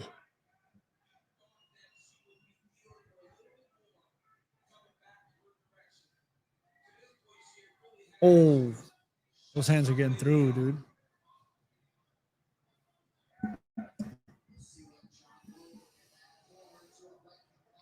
Dude, He's explosive, man. that's demoralizing, man. Because literally, you go to your corner, it's like, yo, don't get taken down. Because there's no answer for it. Oh, what? Why is she not gonna do it again? Credit for Look at that. Fresh. What did she say? Calm down. She's never been dominated like that.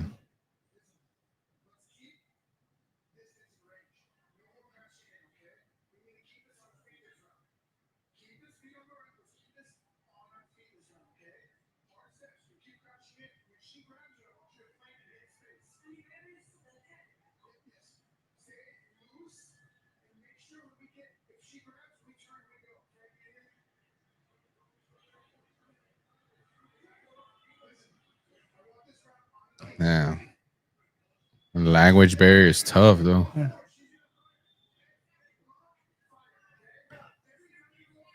I don't know if she clocked all that. What do you do? I think about this all the time, dude. Because in baseball, the preparation information is so much, and then at the end of the day, these guys are just like trying to survive out there for the most Yeah. part. So it's like it's really interesting what you decide to say. Like what can actually move the needle and make the difference. And in 1 minute. And in one like little blurb, how do you say that quickly, efficiently? Felt like she kind of leaned to her fellow Chinaman and was Yeah. like, yo, tell me something because I don't. Oh boy. So you want to keep it on the feet, all right?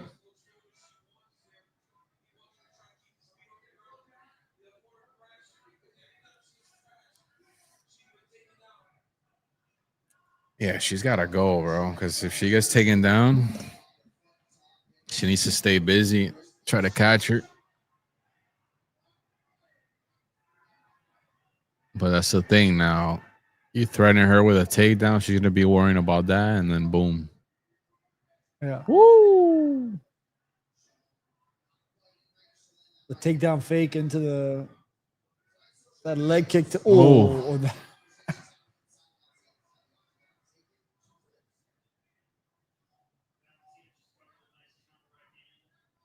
Yeah, that's the thing. She hasn't even shown her stand up yet.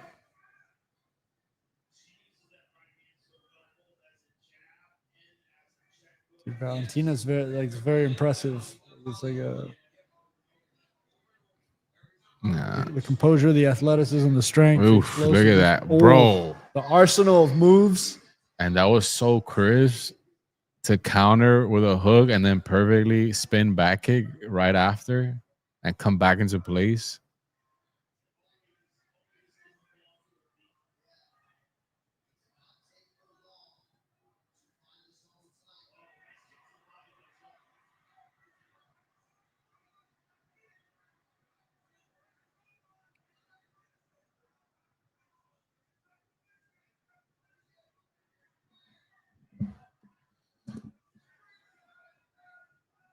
Oh man. Woo! Gotta be careful with that elbow coming out.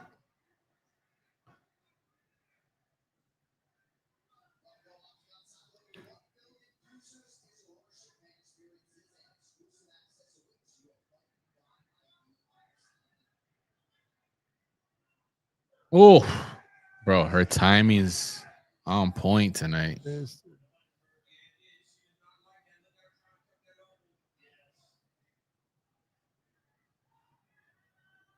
Dude, the way she gets back into position so effortlessly is crazy.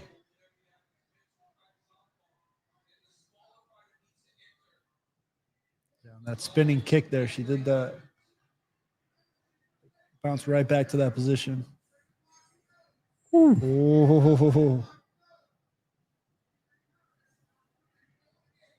she's gonna catch her with one of those leg kicks.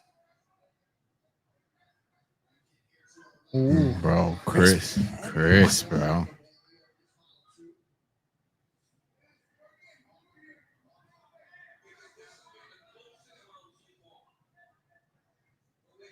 Oh, bro, caught that kick.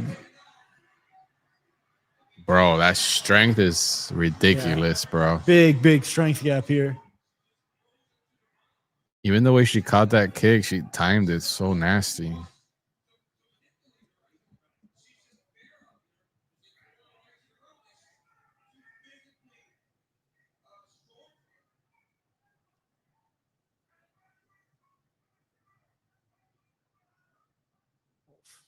That's it. It's going to be the rest of the round.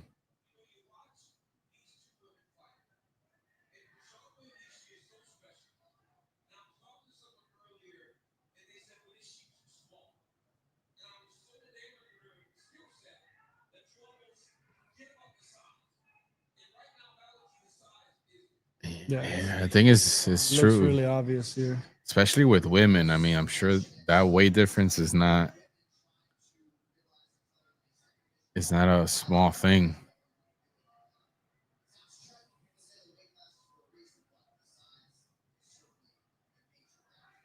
Yeah, bro, that's like legit one of the greatest to do it. And she's making her look like she's not on her level. That is crazy.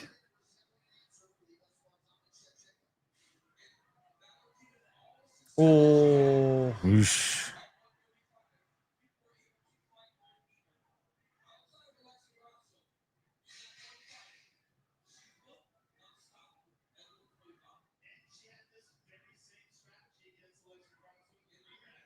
Which is crazy. She fought at 135. This is 125? Yeah. Damn, bro. She won at 135. Yeah, but she didn't beat, which was a close fight with Amanda Nunes.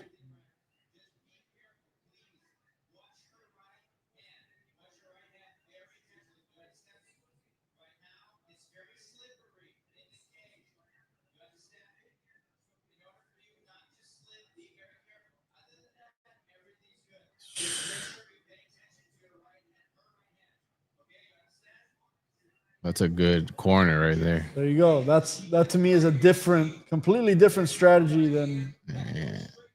But she's also it's a completely different position. Yeah. That's the best strike she's landed, that elbow. Bro, that was timed so money. Whew.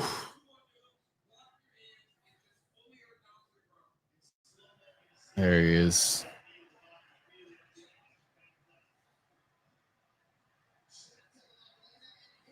Damn, they never show them during the fight. That's dope.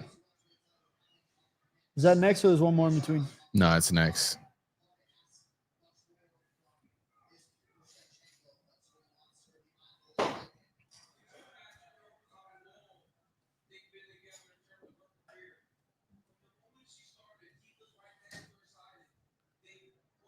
Shoo! David said he's getting a glimpse of the fight through the neon sign in the back. That's great. That is great. Oh, that's funny. That's how we're circumventing the. Damn, if you want to watch the fight, tune in. You like everything flipped in reverse or backwards.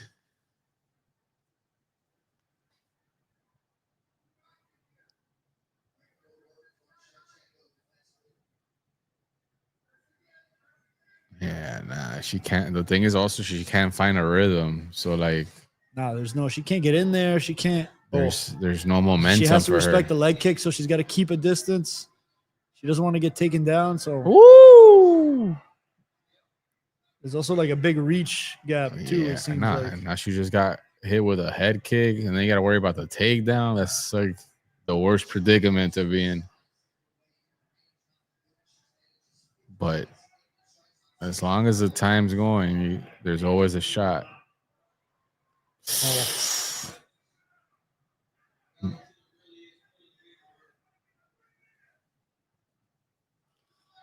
It only takes one. Yeah, it really does. But then she's also a smaller girl, so the one has to be the one. Right.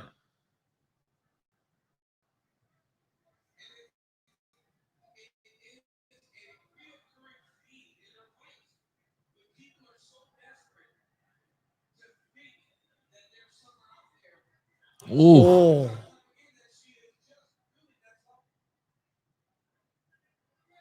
Kick right to the gut, dude.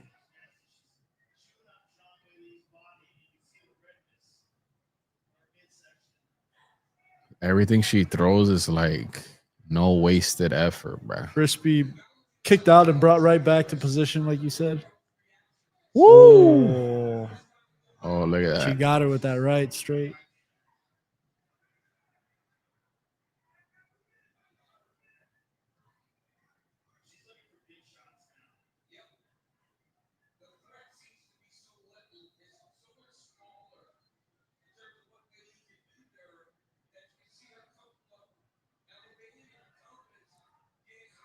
Oh. You gotta watch that right hand, like the coach said. Oh. Ooh.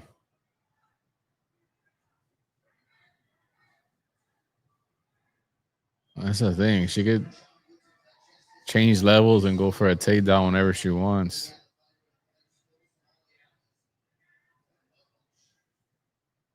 57% striking accuracy, man.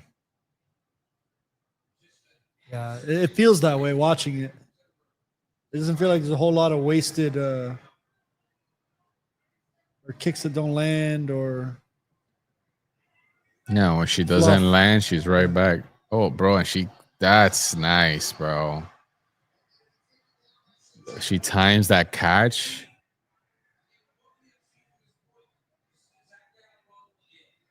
Nah, now she's getting deeper.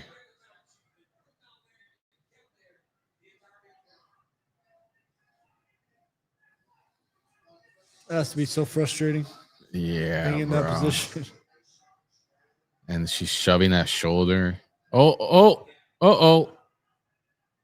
No. Shoo. Right.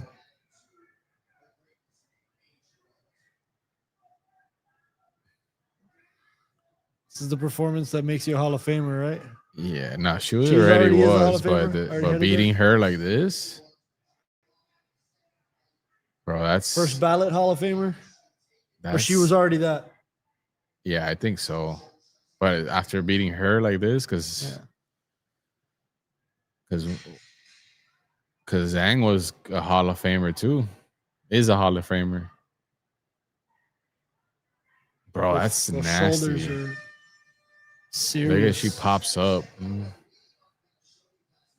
She's got to go for. Oh, I mean, she's already been having to go for it, but she's got to get a knockout or a finish.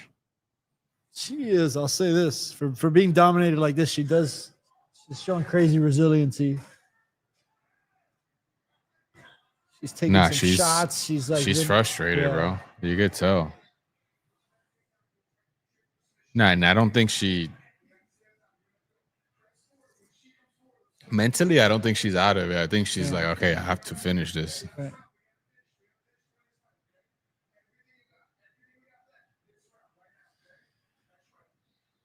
This is what makes it interesting, though. Yeah.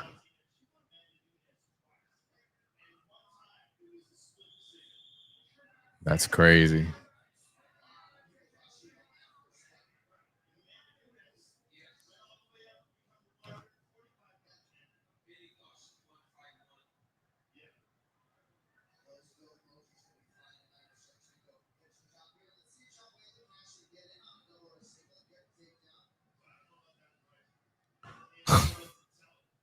Yeah. Yeah, that was odd. Go for a takedown and submit her. That's They told that to who? Zhang? Or- yeah. Yeah, I think you just gotta go for it broke. I mean, you're asking her to take her down and submit her, but that's some. No, I think he was saying to like we got to finish her to win it. No, he was, but he Take her specifically down to told do her it? to submit her. Oh, I see. Yeah. But then he's like, we got to put it all out there.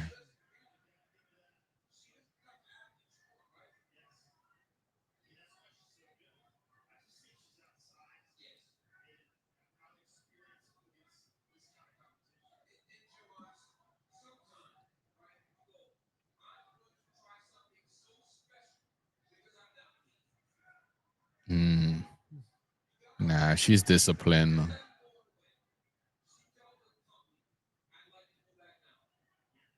Oh. The accuracy with her kicks is crazy.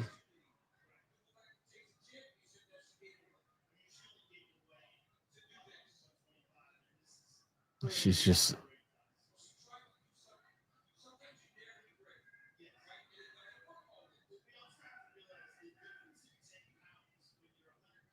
Yeah. Yeah. Bro. That's a good point. The difference of 10 pounds when you're 115 pounds. Yeah. And as a woman, bro, that's different.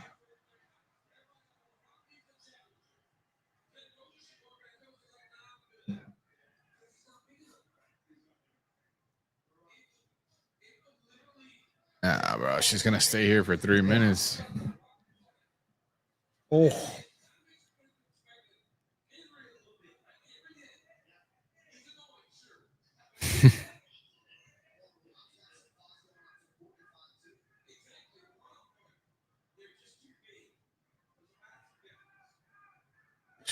She might get that leg over this last round, man.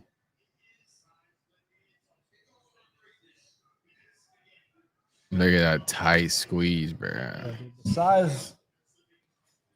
Size, yeah, dude. But the athleticism and the striking, there's a big gap there too, in terms of skill.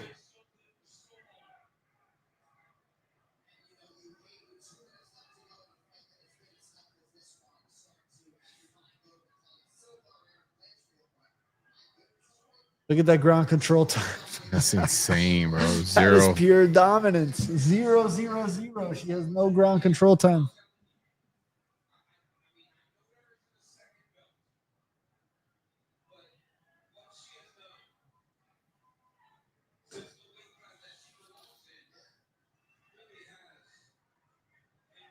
Yeah, she gets that leg over. It's real done.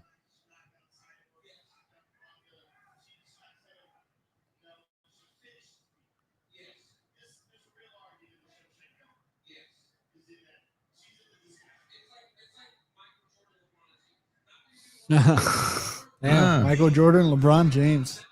That's a crazy analogy, Yeah. but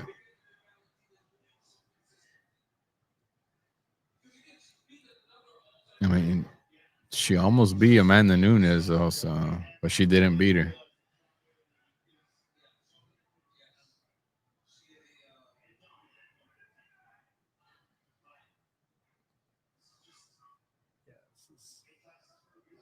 Damn. Dominant. I didn't think it was gonna be this dominant though. To quote Smoking Profits, there's weight classes for a reason. Shout out Smoking Profits.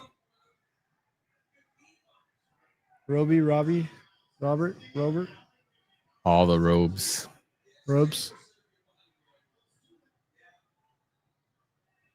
Damn, bro. That's demoralizing.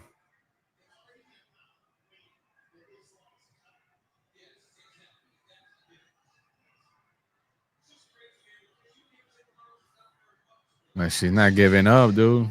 Respect.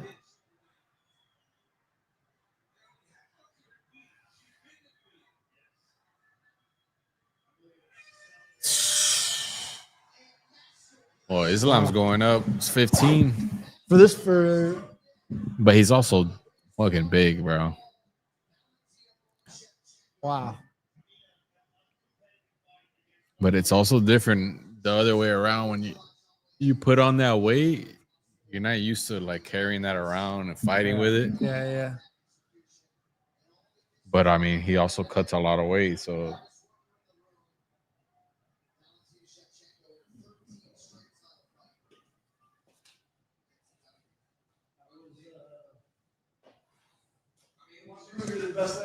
nah, yeah. Complete dominance.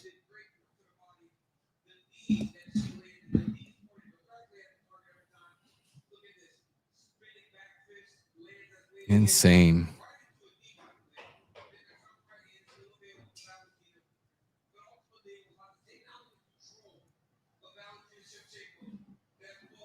Damn, parlay would have hit if I bet on the young guys.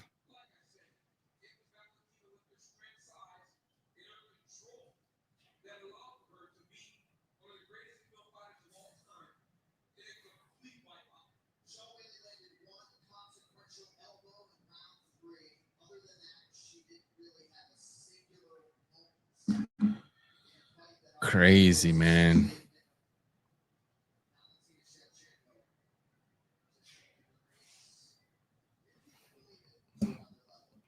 Damn, Dylan Daddis versus Team Islam, huh? Totally missed that. Dylan Danis never gonna fight in the UFC.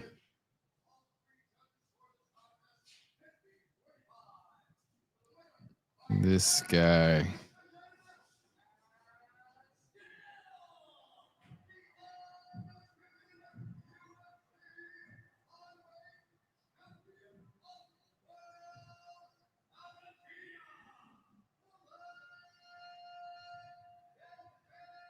She does it again.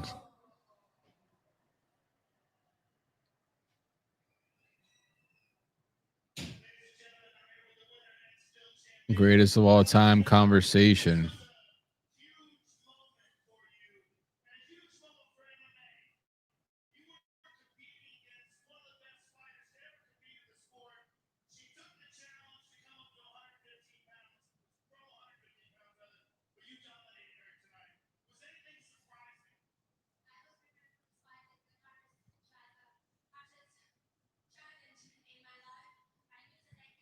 Most title fight wins in UFC women history.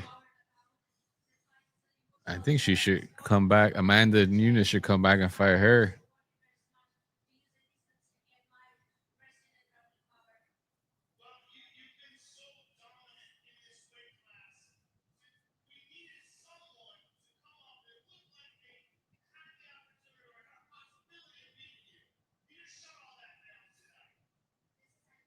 What do you do now when you're this dominant, man? She's got to go up, I think.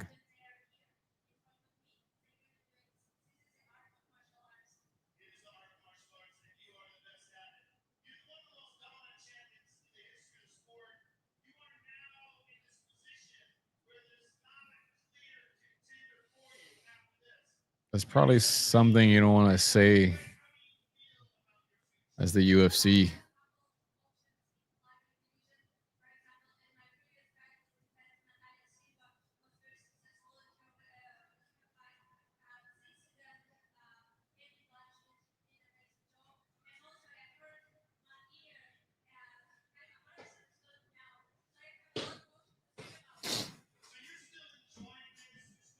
That's the thing when there's like no one for you to face.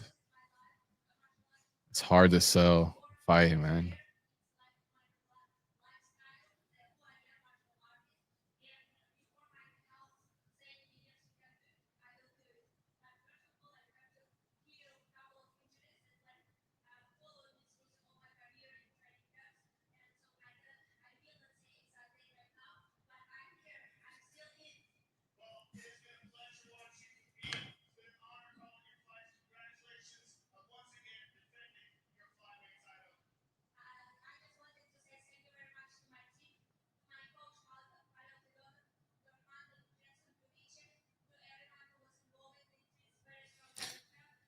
That's crazy, bro.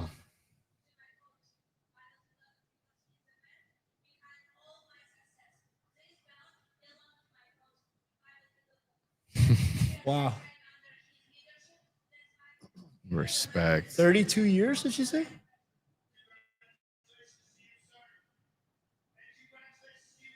That means since she Wow. was 5 years old. Since she was 5. Because she's 37. She said 32. That's crazy. Can you imagine being with a coach for 32 years? Yeah, I don't know. That's healthy, dude. Yeah. That's a lot. Whew. That's family at that point. Damn, the translator was like, "You going down, right?" Yeah, I don't understand what they're saying, but it's just Look at her, she's agreeing crazy. Nah, bro, it's hard, bro. Sometimes, dude, and the guy was talking to her in English too. but it's like they were saying, like sometimes you're so dominant, you're like, all right, you try to risk that for greatness to like get that next belt, but it's weight classes for a divisions for a reason.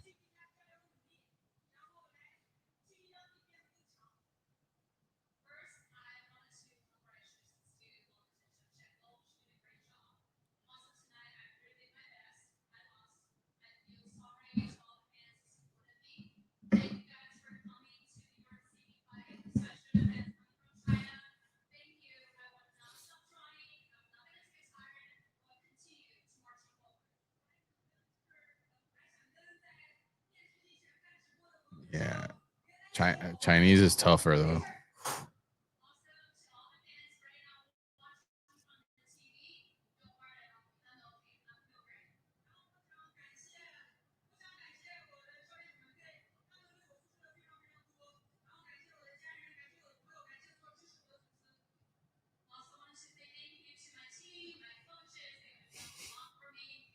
Dude, the Portuguese guy had him like it was more enthusiastic. Yeah. He didn't answer the question. Isn't it crazy how we as humans can make such completely different sounds? And Insane. like they get interpreted like we're speaking like a universal language that we all have to understand, but that it can sound so differently. It's just noises. Yeah. It's crazy.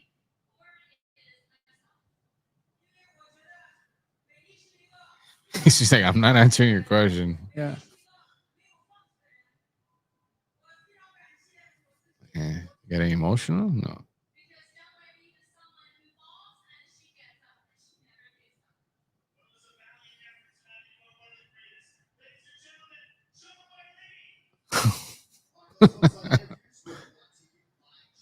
Yeah, that's crazy. But when you look at the past women champions, like when they first started, bro, they would not even be able to hang with these girls right now.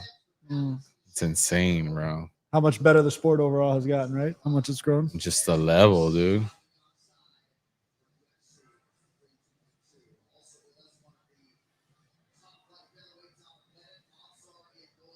Legend.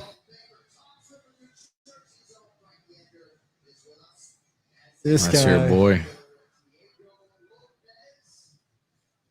Damn. Goat. Main event, man. Is good old What's the name fashioned. of that movie? Like the mixed martial arts movie where GSP is the trainer. Like he trains the dude. Have you seen it? It's a French movie. Nah, Or it's like a French. Yeah.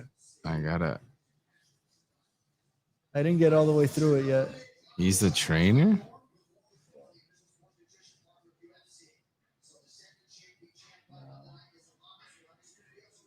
With Steven Seagal? No. It's not like a ridiculous movie. It's a French film. Well, I know he's Canadian, so French. Kickboxer might be it. There. It's like a mixed martial arts fight. It's like a. You know, he was in Captain America. He was one of the Yes, soldiers. yeah, that I did know.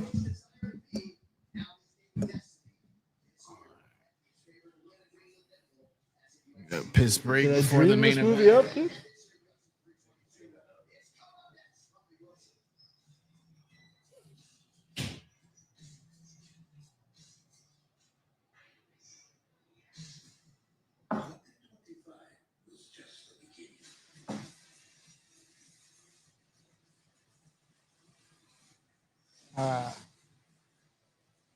The Cage series, not a movie.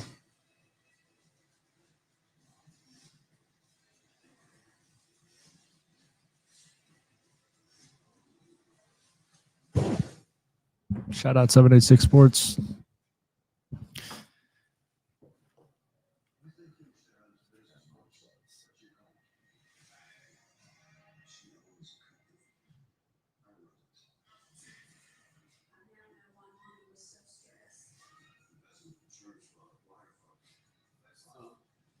Thinking about that parlay, man. If I would have put those two young guys, I would have been money.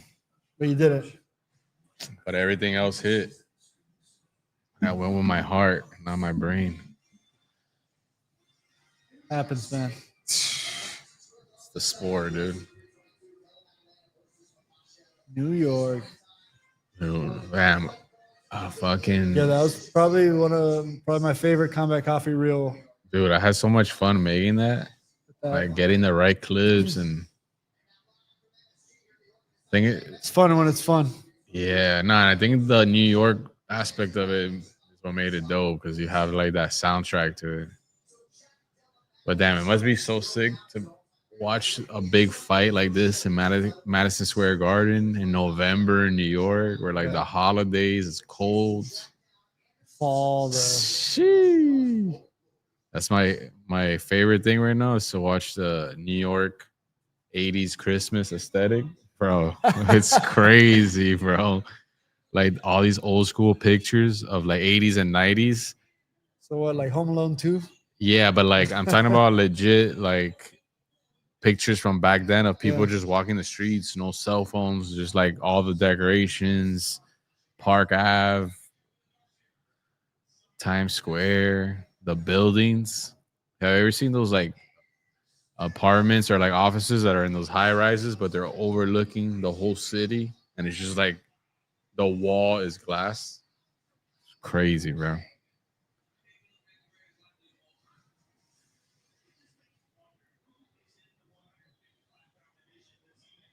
If this guy wins, though, he's legit the GOAT.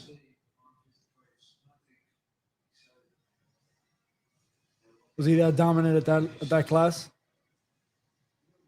Like, just didn't make sense to fight there anymore, kind of thing. He had that. He could. Those are the double champs.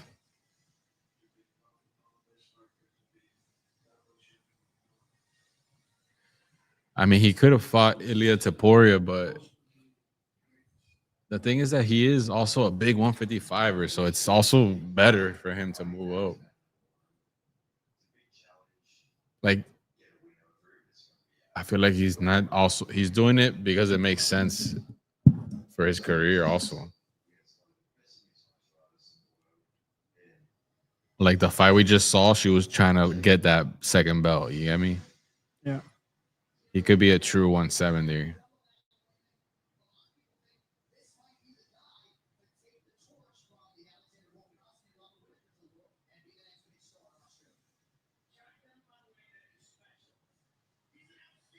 It's literally a classic grappler versus striker.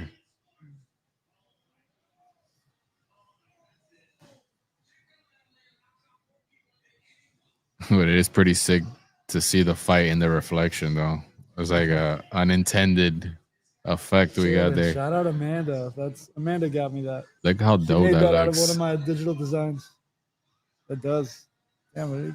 She told me I would have been getting out of the way. Nah, it's dope. We bypassed the copyright.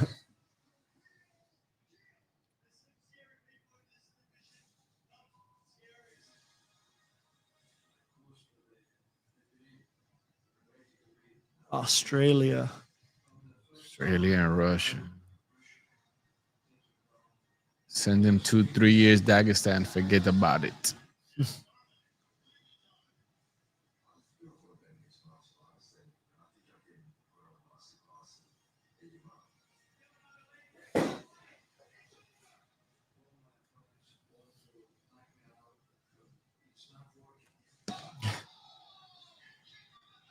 Which is crazy when you think about their first fight, because that dude was 145, came up, almost beat him the first time. And now he's fighting 170.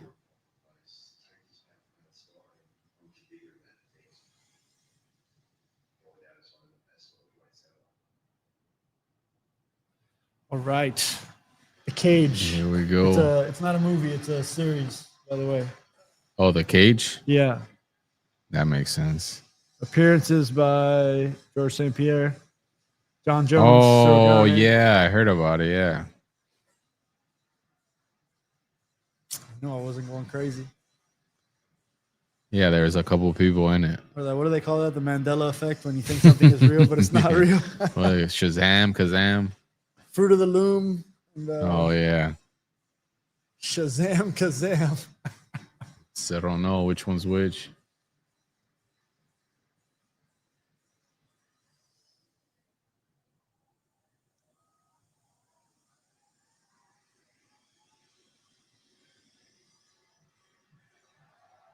Yeah, it was come out to some like rave shit.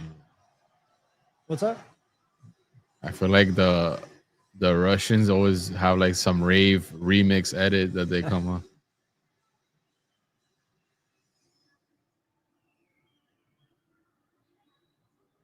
Dagestan.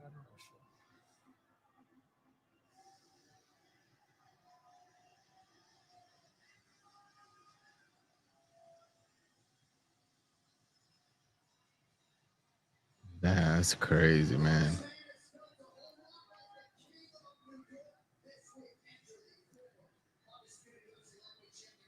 He picked Who's up. favored in this fight? I think not Khabib. I think Islam is actually favored, which is crazy. Let's see.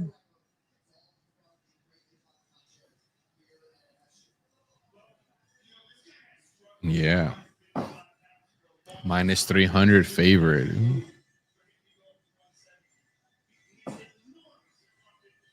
Which is insane. Usually the guy going up is not the favorite.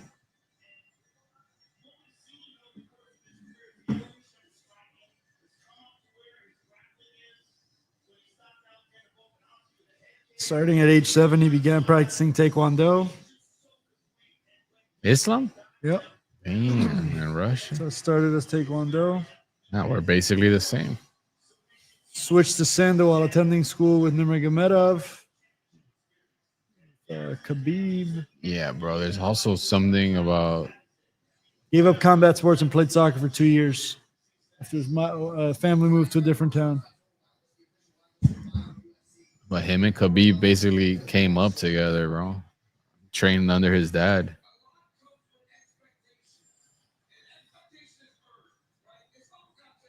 Wikipedia is interesting. Engaged in constant street fights as a child due to the culture of the region, where it's common for adults, such as his coach, to pick boys to face each other and confront each other. Like randomly pick dudes to fight each other. I mean, that sounds about right, though. That's a different way to grow up, I would imagine. Yeah, these guys are disciplined, bro. And they don't talk smack. Like, that's why when like Khabib fought McGregor, it was like the height of everything, super personal, because it was just like they thought he was just disrespectful to the sport, Right. to them, because they are no nonsense, dude. I think that fight earlier in the day was earlier in the card was, you saw when the card started, they were looking back, something was going on. I think one of McGregor's boys was from back in the day was starting a fight with his team in the stands. That's how deep that rivalry goes. Damn, TNT. I'm not mad at this. The way it plays with the graphics and the LED around the ring is sick. Sure. I like the messy look, dude. Perth. All right. I like his body language. Yeah, same. Let's see if I can redeem myself here. He sold me on that walkout. Damn. He came out right as the song dropped. Nah.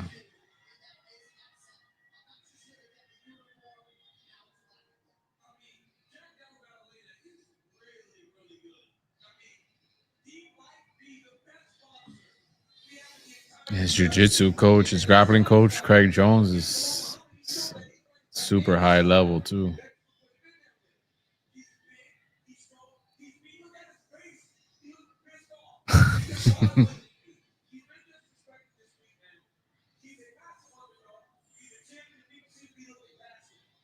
Which is crazy, bro. Yeah.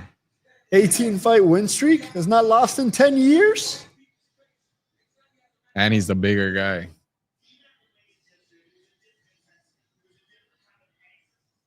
Yeah, I could see why you can feel slighted being the underdog there. That must be how dominant this guy's been, you know. This guy hasn't lost a fight in 10 years. Usually it's the guy or girl moving up is the one that's trying to prove something. Right. But he's like, I didn't realize I didn't do enough research on on this dude. nah, he's legit, bro.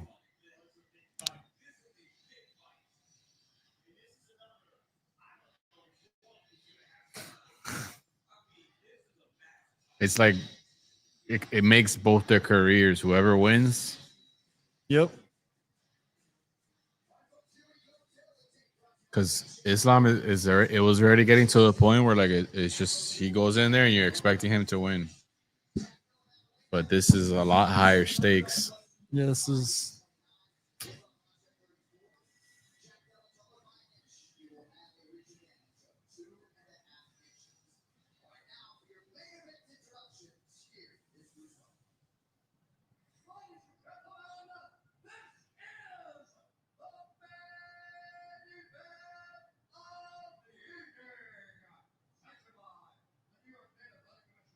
Rugby player.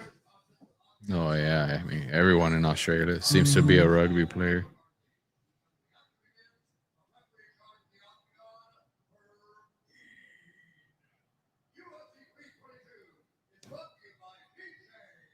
Fell in love with the sport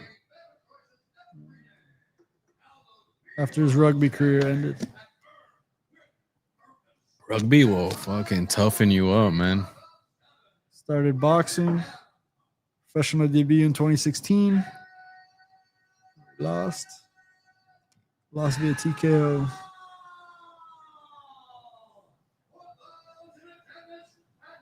Islam has an early loss in his career too, but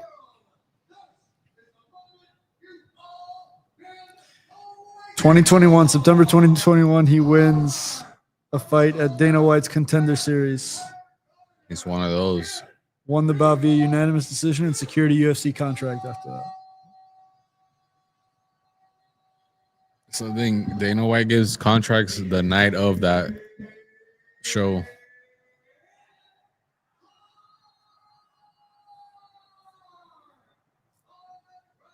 But it's cool. What's Wins cool against about Bilal Muhammad, Gilbert Burns, Kevin Hollins. it's crazy. Dominated Bilal Muhammad, which has a similar style to Islam, but is not Islam. But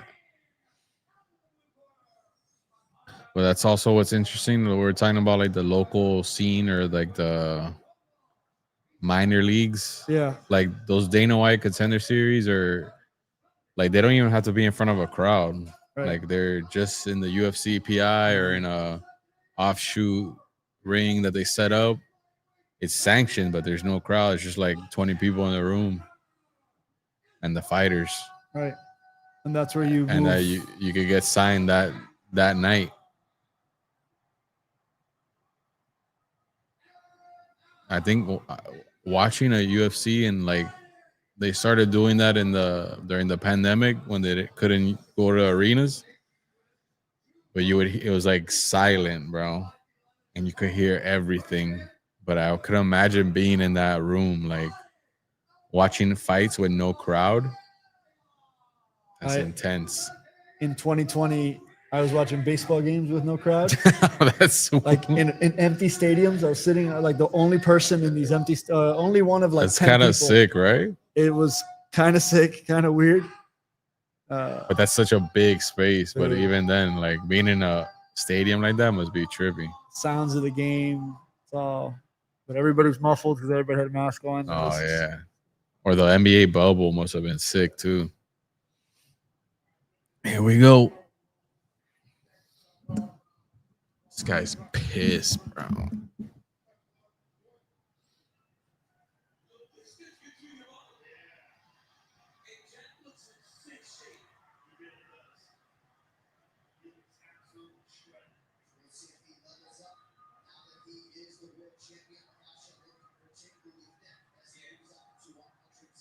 Dude, that mug is... Yeah, dude, it's serious. That is a mean mug. Definition of.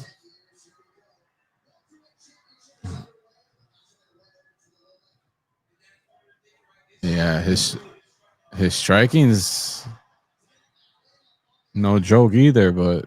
Islam? Yeah, because everyone thinks of the grappling, but it's definitely better than Khabib's was. Striking? Yeah.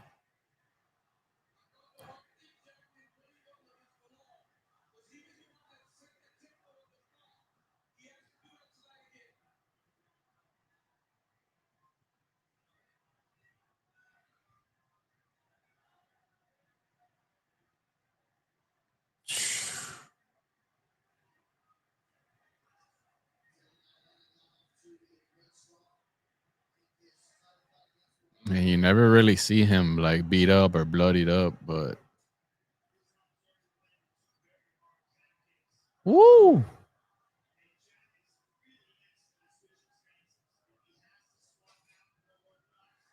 Oh, first attempt. Wow. That was crazy, bro.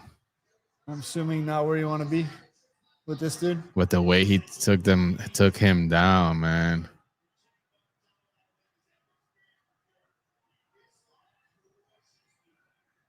Look at that. Look how uncomfortable he is already. Yeah, the fight shifted right there. Damn, bro. The way he caught him and just sweeped him with his leg.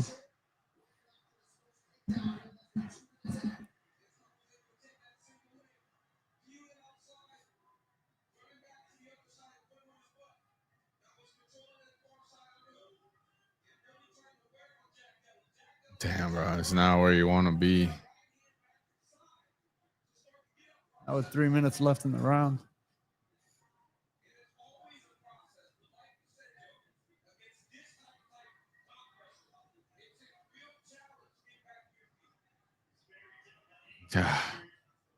Thing is, you can't train for that, bro. Like, you can, but there's no one like this dude.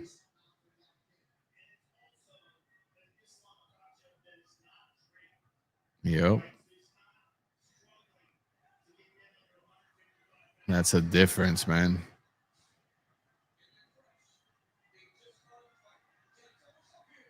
Oh.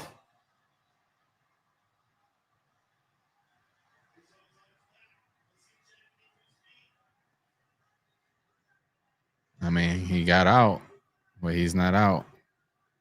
Oh, no, bro. This is like they love this position, bro. Against the cage. Why? They against the cage. Yeah. Not just on the back, but yeah. But he's turning him over. Damn, bro, I was draining first round. Gotta imagine.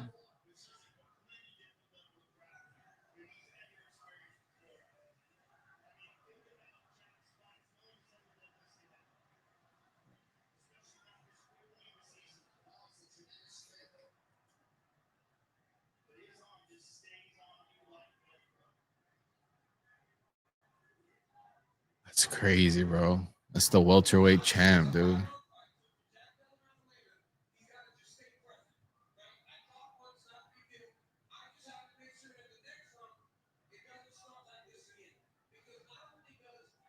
Can't survive that pace. But then that's it. Like now you're worrying about getting taken down because how easy it was.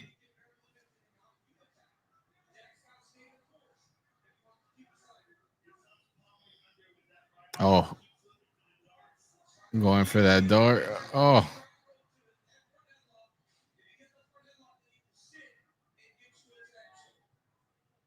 it's another choke he loves. Bro, if he gets this, Poirier.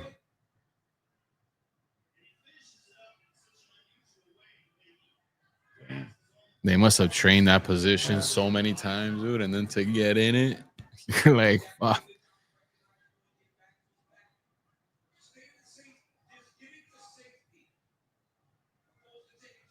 Oh, man.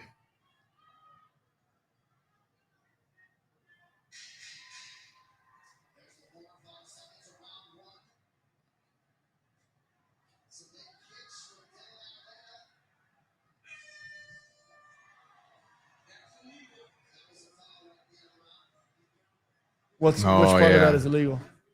If there's a need opponent, you technically you can't kick the face or knee the face. He's on his knees. Yeah, but I don't think he realized because he was like blocked, but damn, it was right at the end of the round though.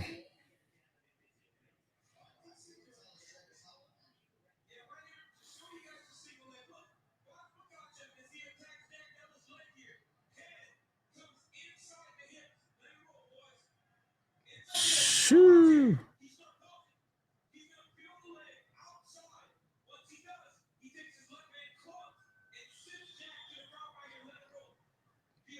Damn, dude. That was like that looked like someone who's like teaching you how to do it in a class. Like you don't want to step. Look. That's a good breakdown by Perfect. Cormier there. But he's so clean with it. Because usually it's not that like nice. It's just like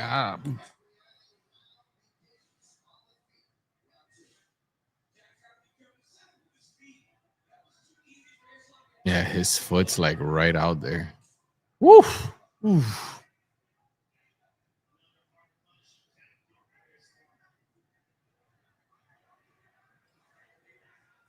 Ah.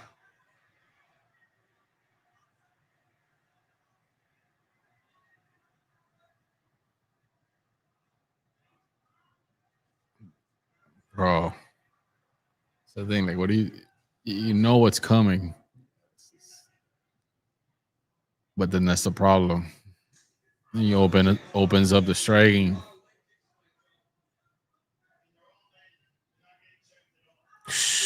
Like that, dude.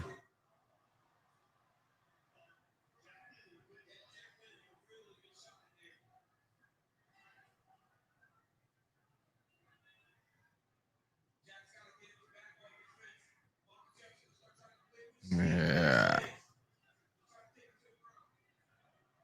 They loved it. Oh.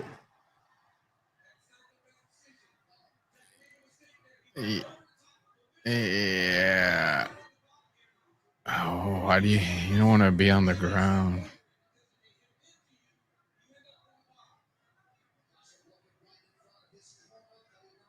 Right in front of his corner too. Yeah. Man, that's crazy. He went. He tried to go over him, man. And now he's on top.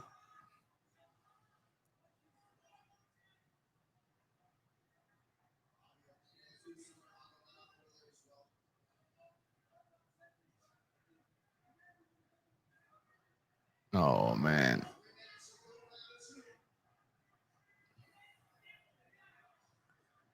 Dude, just uncomfortable, bro.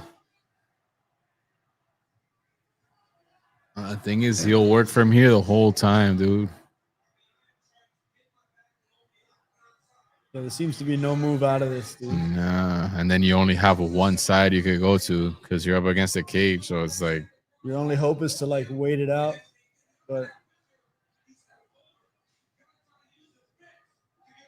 yeah, he's got to push himself off, but it's tough, dude. Tough, bro.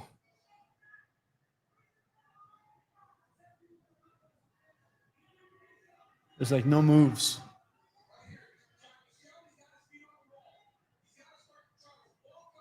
Yeah. That's better. Risky though. Easier said than done. Yeah. I think you can't really stand them up here, bro, because it's.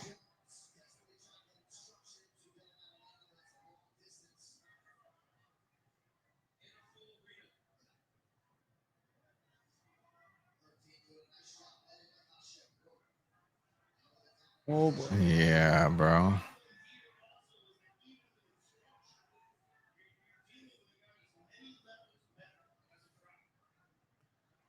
Yeah, bro. It's hard to prepare for these guys, man. Yeah. Because there's no one. You need someone from their camp to prepare.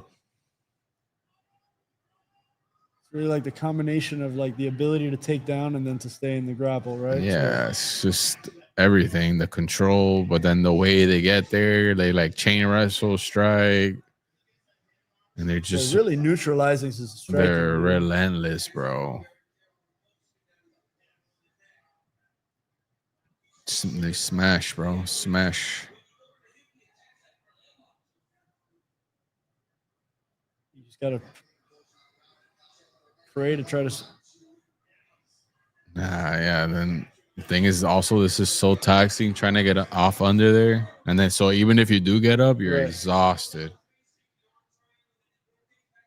And then he'll just get you back down, and it's like, damn. Yeah, So it's like, should I wait it out and try to conserve my energy, or get up these last 30 seconds and waste my energy? Oh, he got up.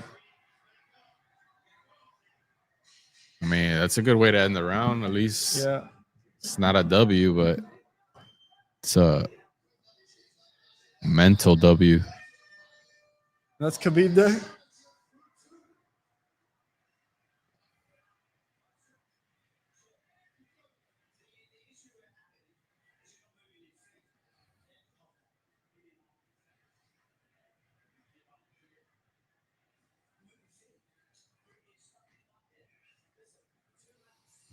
Yeah, bro. Move your feet. Yeah. Good luck, dude. It's the thing, dude. Once you're in there You with, just have to catch him as he's shooting to try to take you down, right? That's the only. yeah. That's But the then the only thing move. is that he just keeps going shooting for a takedown. So it's like, yeah, you'll stop him once, stop him twice, Right. sprawl, whatever. But then he just keeps First one, coming he just back. caught a kick and bullied him He'll down. close the distance and then try to get you down. Do Or not get in a brawl.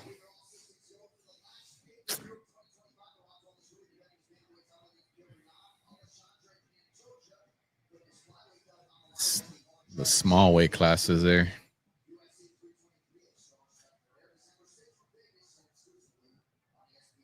I can't believe this guy's fighting again so quickly. Machine.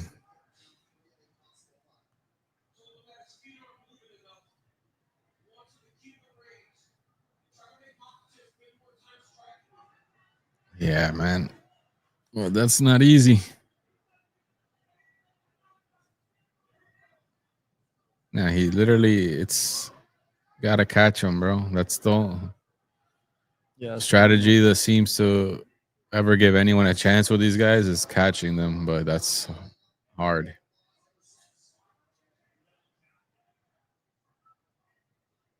This is what we saw with matchup with Pereira, the Ankalaev fight. Like, Yeah. the only is to like bully it and rush it. Yeah. Get it out of the way quick. Yeah.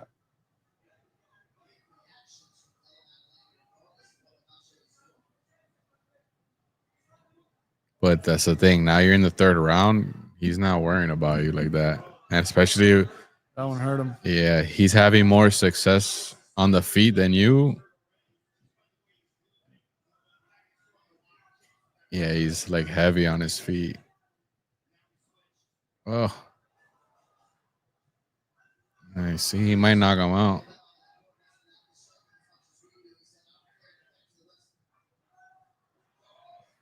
Yeah.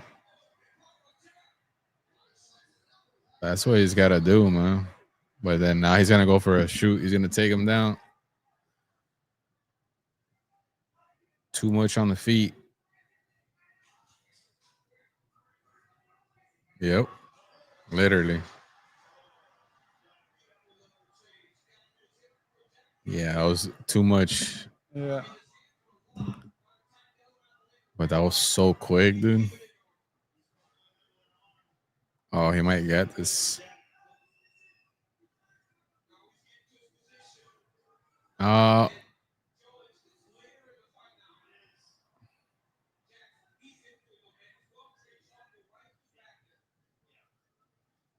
so they probably trained that exact position so much to be in it. It's like,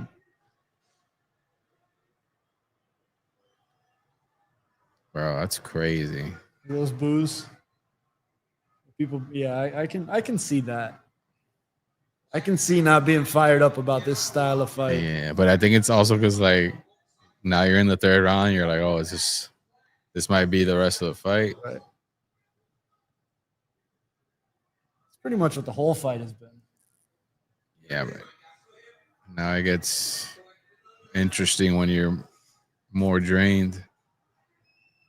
Yeah, I can get behind it for periods of time. Like I feel like there seems to me like there should be an amount of time where you like they split you up at that point. It's tough. Similar to like a clinch in boxing. Yeah, they do that, but then like you see, it's hard with someone like him because he's working. Yeah. So then he could eventually get the position. So then it's like, yeah, but it seems like there should be like a limit to that. and especially he loves to get this choke from here. Oh my gosh.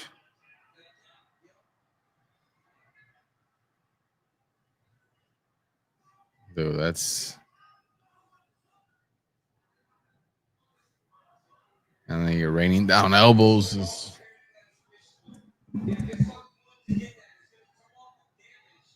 Yeah.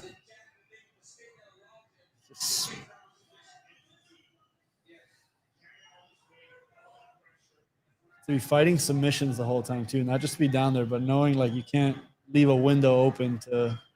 No, literally, bro. While you're getting pummeled, it's.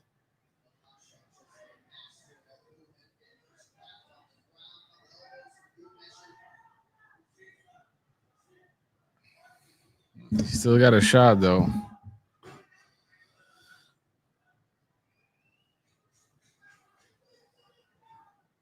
Nah, he's gonna have to get him on the feet, man. This isn't gonna work.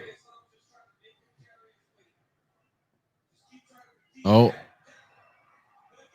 Yeah.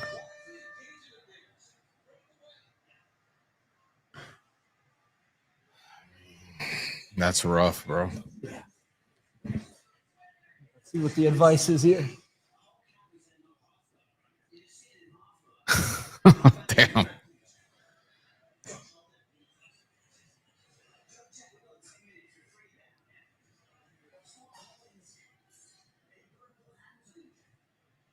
Damn, bro. That's a tough way to start the corner. The whole camp, we said no half guard.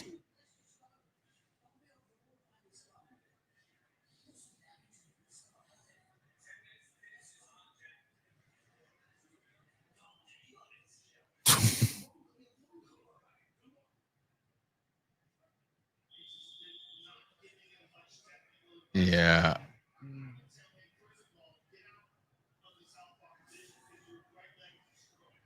He said, "You got this, right?"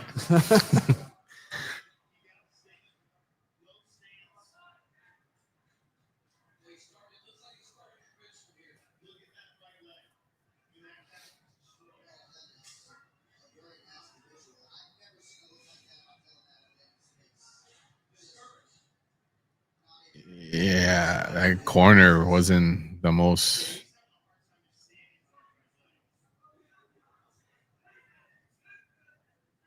They kind of just sent him out there, huh? Yeah. It's true though.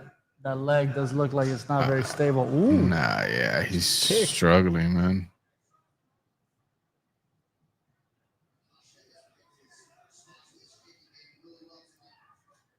Here we go. But there's always a puncher's chance. But he just doesn't have the power to take him out, though. That's the thing. Right now. Makhachev looks big too. Yeah, He looks bro. like And he's not worried. He's not worried about. He's probably already taken his strongest punch. Yeah. he's clearly JDM clearly like just worried about the takedown. So, like full takedown defense mode. I gotta imagine it's hard to take risks that way. Yeah. So then Islam could just choose what he wants to do. Right. And then he changes levels so fast. Dude. There's that leg. Yeah, it's compromised for sure. Wow.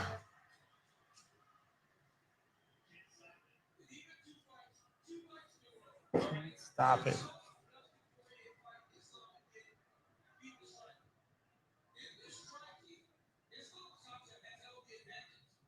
Yeah. Yeah, that's true too.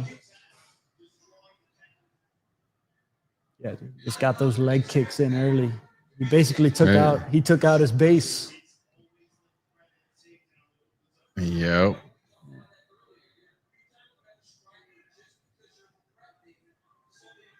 It's insane, dude. Like That makes sense. Dude. You leave so many openings when you're just like there's a different like you're there's gonna prioritize the takedown and you leave yourself exposed. yeah, there's like high level strikers that are probably better strikers traditionally, but no one's fearing their takedown. So you could argue that the fear of a takedown opens up the striking is greater than just being good at striking. Right.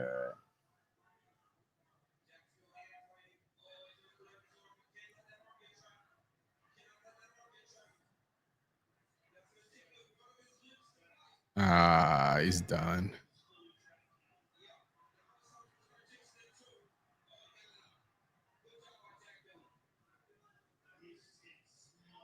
Oh, bro, that's rough. Really, like, haven't seen anybody fight like this. I guess because I didn't. Did Khabib fight like this?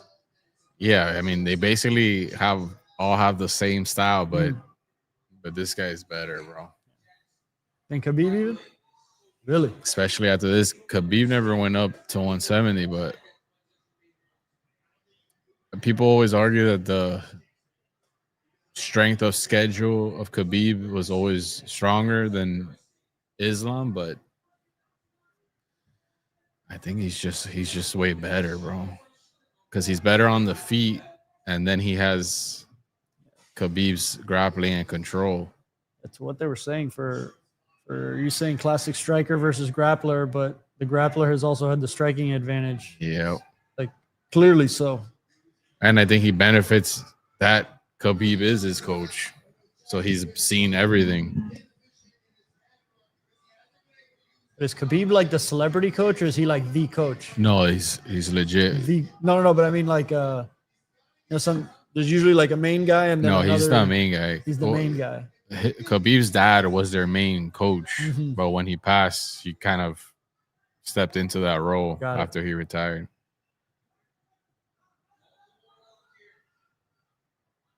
Well, I think they have a head coach, but he is the main coach. Oh my God, that's nasty. No, but the fence is there. Damn, bro. Made it to the 5th round.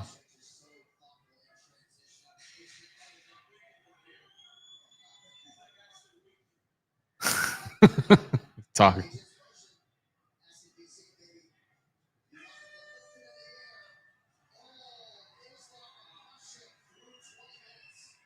Wow. Damn, dude. Yeah. That body language is not it.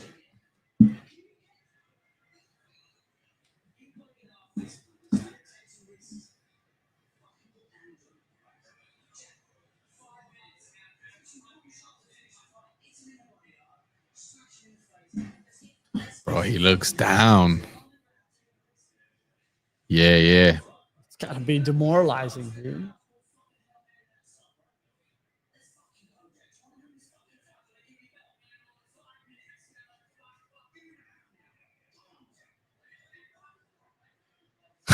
Damn, bro. Yeah. He's trying to convince himself, man. Dude, the face before Yeah. to now is 180.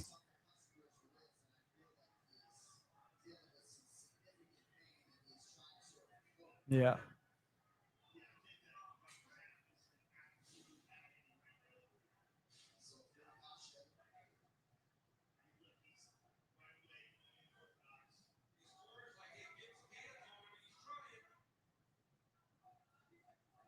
Yeah, It's like he bro. has no power behind the striking. Yeah, you can tell because There's no like base. yeah, he has no base. Like it just comes out right under him. Yeah. Yeah, dude. Look at the Yeah. bruising on it. No, and as soon as he puts it down before the takedown, he's in pain.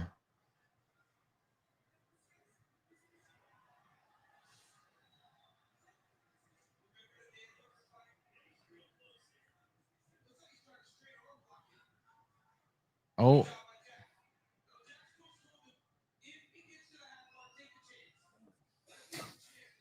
You gotta take a chance, bro. It's interesting to me is like in these positions that trying to submit the other dude, that seems like it would be the only other move out of it, like finding a position, but Whoever's under. Yeah, whoever's under. Yeah, but it's tough. Like you're in such an advantageous position being on top, obviously, but that's what I find myself asking. Like, It's possible, but against a guy like this guy, your grappling has to be like high level, dude. Like, yeah. Look at that, bro. You have no space.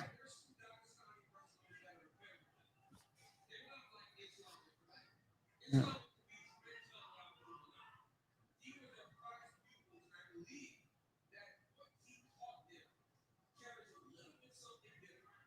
Look at that, bro. That doesn't look like a comfortable position at all. And that's just like those little things are like second nature to them, bro. But they just smother you.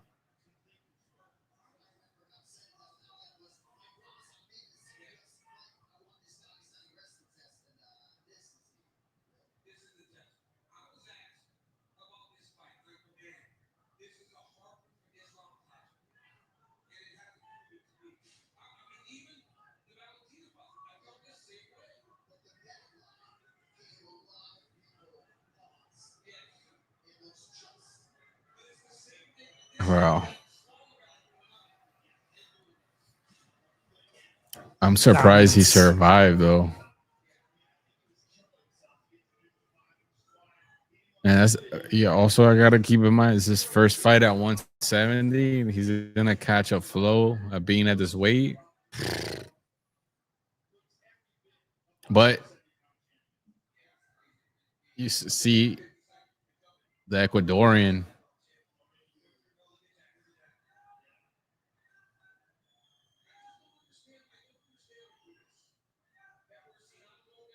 Because of the grappling. Well, no, the size of the Ecuadorian, or like someone like Carlos Prates, that's a little more crazy. But even then, bro, oosh.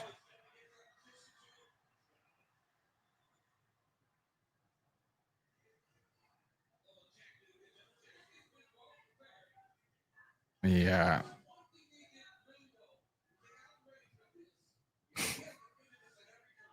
which is crazy. It's like you almost accepted you were gonna be there, so you prepared for this.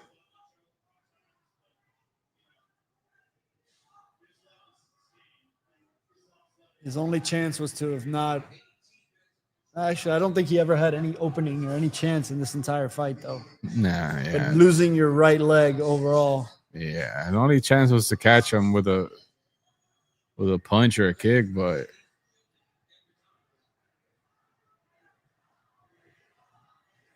that's crazy, bro.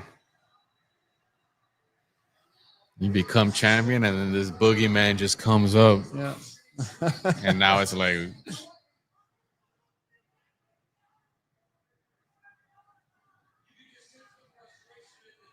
he's chilling, dude.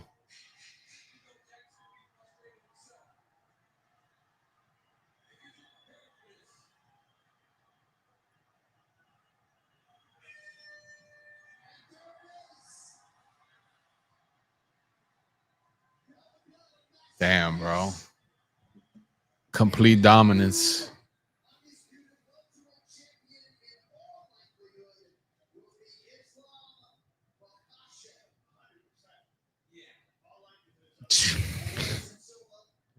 He told him, "You come to Dagestan."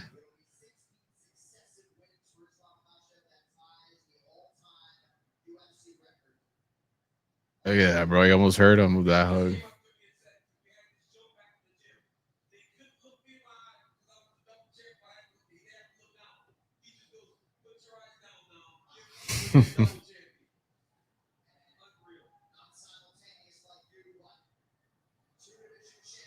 That's crazy, bro.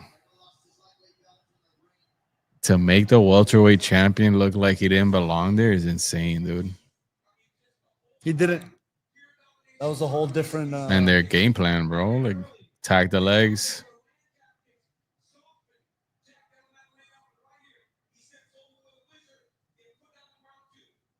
Shoo! That one right there, dude. That right leg was never the same after that calf kick right there. Bro, look at that, man.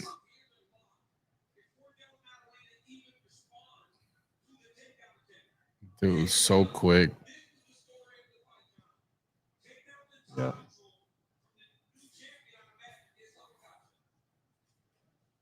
But that's at least the interesting part is that 170, it's like every fight is a little more interesting because at 155, it was just like a given.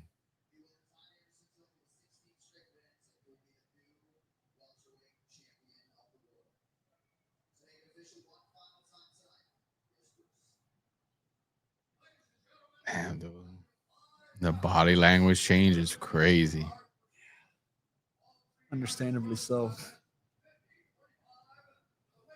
50 Into an 45. unstoppable force. Damn. What an image. Gave him the 2 belts.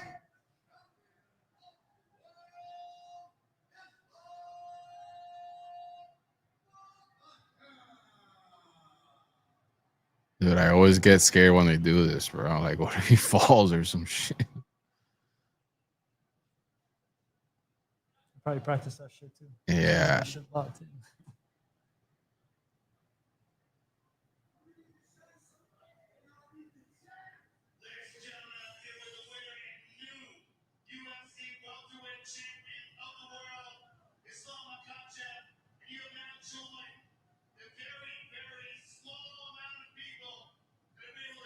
Wow.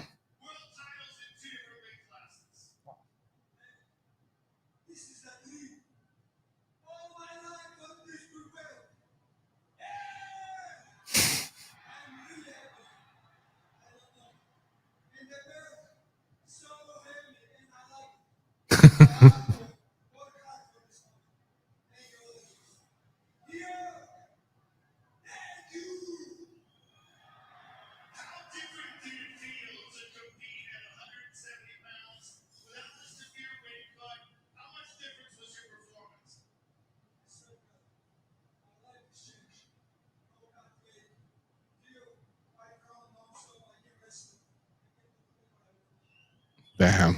That's dangerous.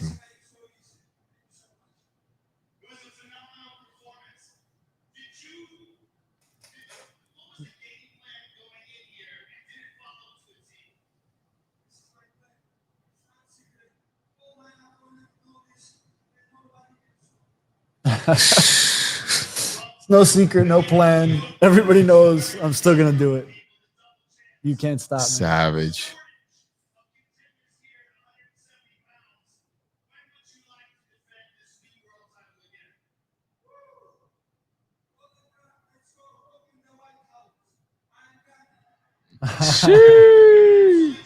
Is that what, February? June, I think. Oh, June. Early July 4th card. Yeah, they got to put him on it now. Yeah, right? they have If he's to. down for it and he's holding 2 belts. 6, 8 months. Damn, and also there's so much happening at welterweight that he's got time to. Damn, those 2 fights. I hit every fight except those 2. 2-time champ. Wow, man, only a few to do it, man. He's definitely in the GOAT talk now. Well, I mean, that's a sure. Yeah.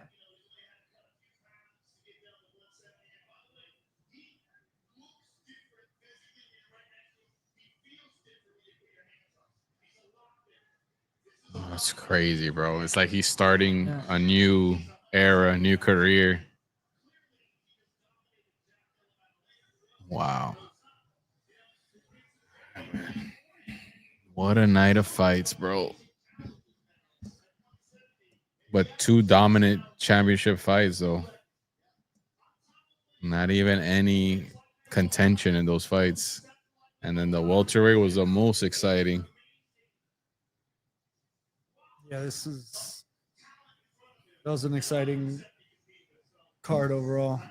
2026 Paramount Plus is going to be interesting. And it feels like every division is going to be stacked with good shit. Yeah, man. Except for what? Except for the heavyweight division, right? Heavyweight's still in a little bit of a limbo, but they'll figure that out. That's great. Who is that? That's their manager. Oh, gotcha.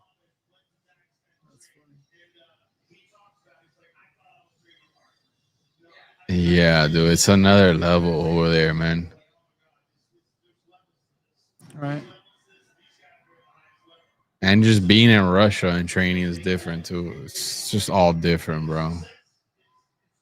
And the singular focus, it seems. No, it's like when that's you hear all they Khabib do. talk, like, no, this is what we do. That and like your family. And that's second.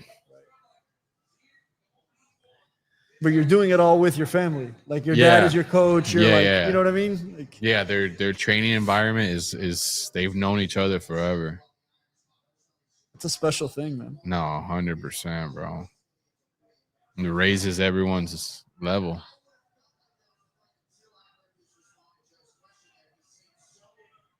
Yeah, I don't see Ilya Topuria fight now. Why not? Because I don't think he'll go back down to 155, okay. and I don't think maybe Ilya's on that level. He could go to 170. The happiest person there is Ilya Topuria. Yeah. Or that entire division he just left. Yeah, because he would have just ran laps around that division. That's why he left. He's like, bro, I'm good. If he's this comfortable at this weight class, I can only imagine how overmatched he had everybody in. Yeah. The only thing they had below going is that he was draining himself, but that's about the only advantage. Yeah. Literally. All right, man. I guess that's a wrap. UFC 322 New York. We did it again, man. Comeback Coffee Club. Comeback Coffee Club. Again. 786 Sports. I'm thinking maybe not the UFC because we got our Basel art week that week of December 6th.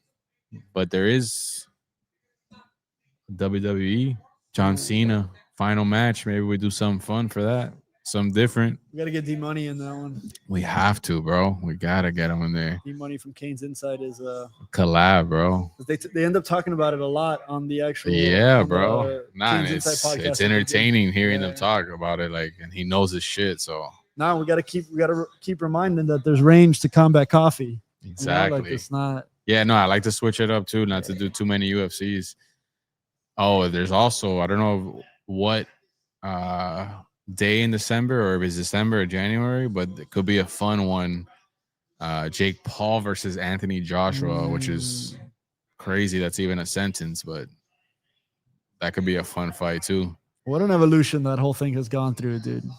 And it was scheduled for, it was supposed to be this Friday, or it got canceled, but the card was gonna have a couple ex-UFC fighters fighting each other too. It was actually pretty interesting, but they had to scrap it. But they got Anthony Joshua and Jake Paul, so that could be another one. We're really gonna find out, I think, there.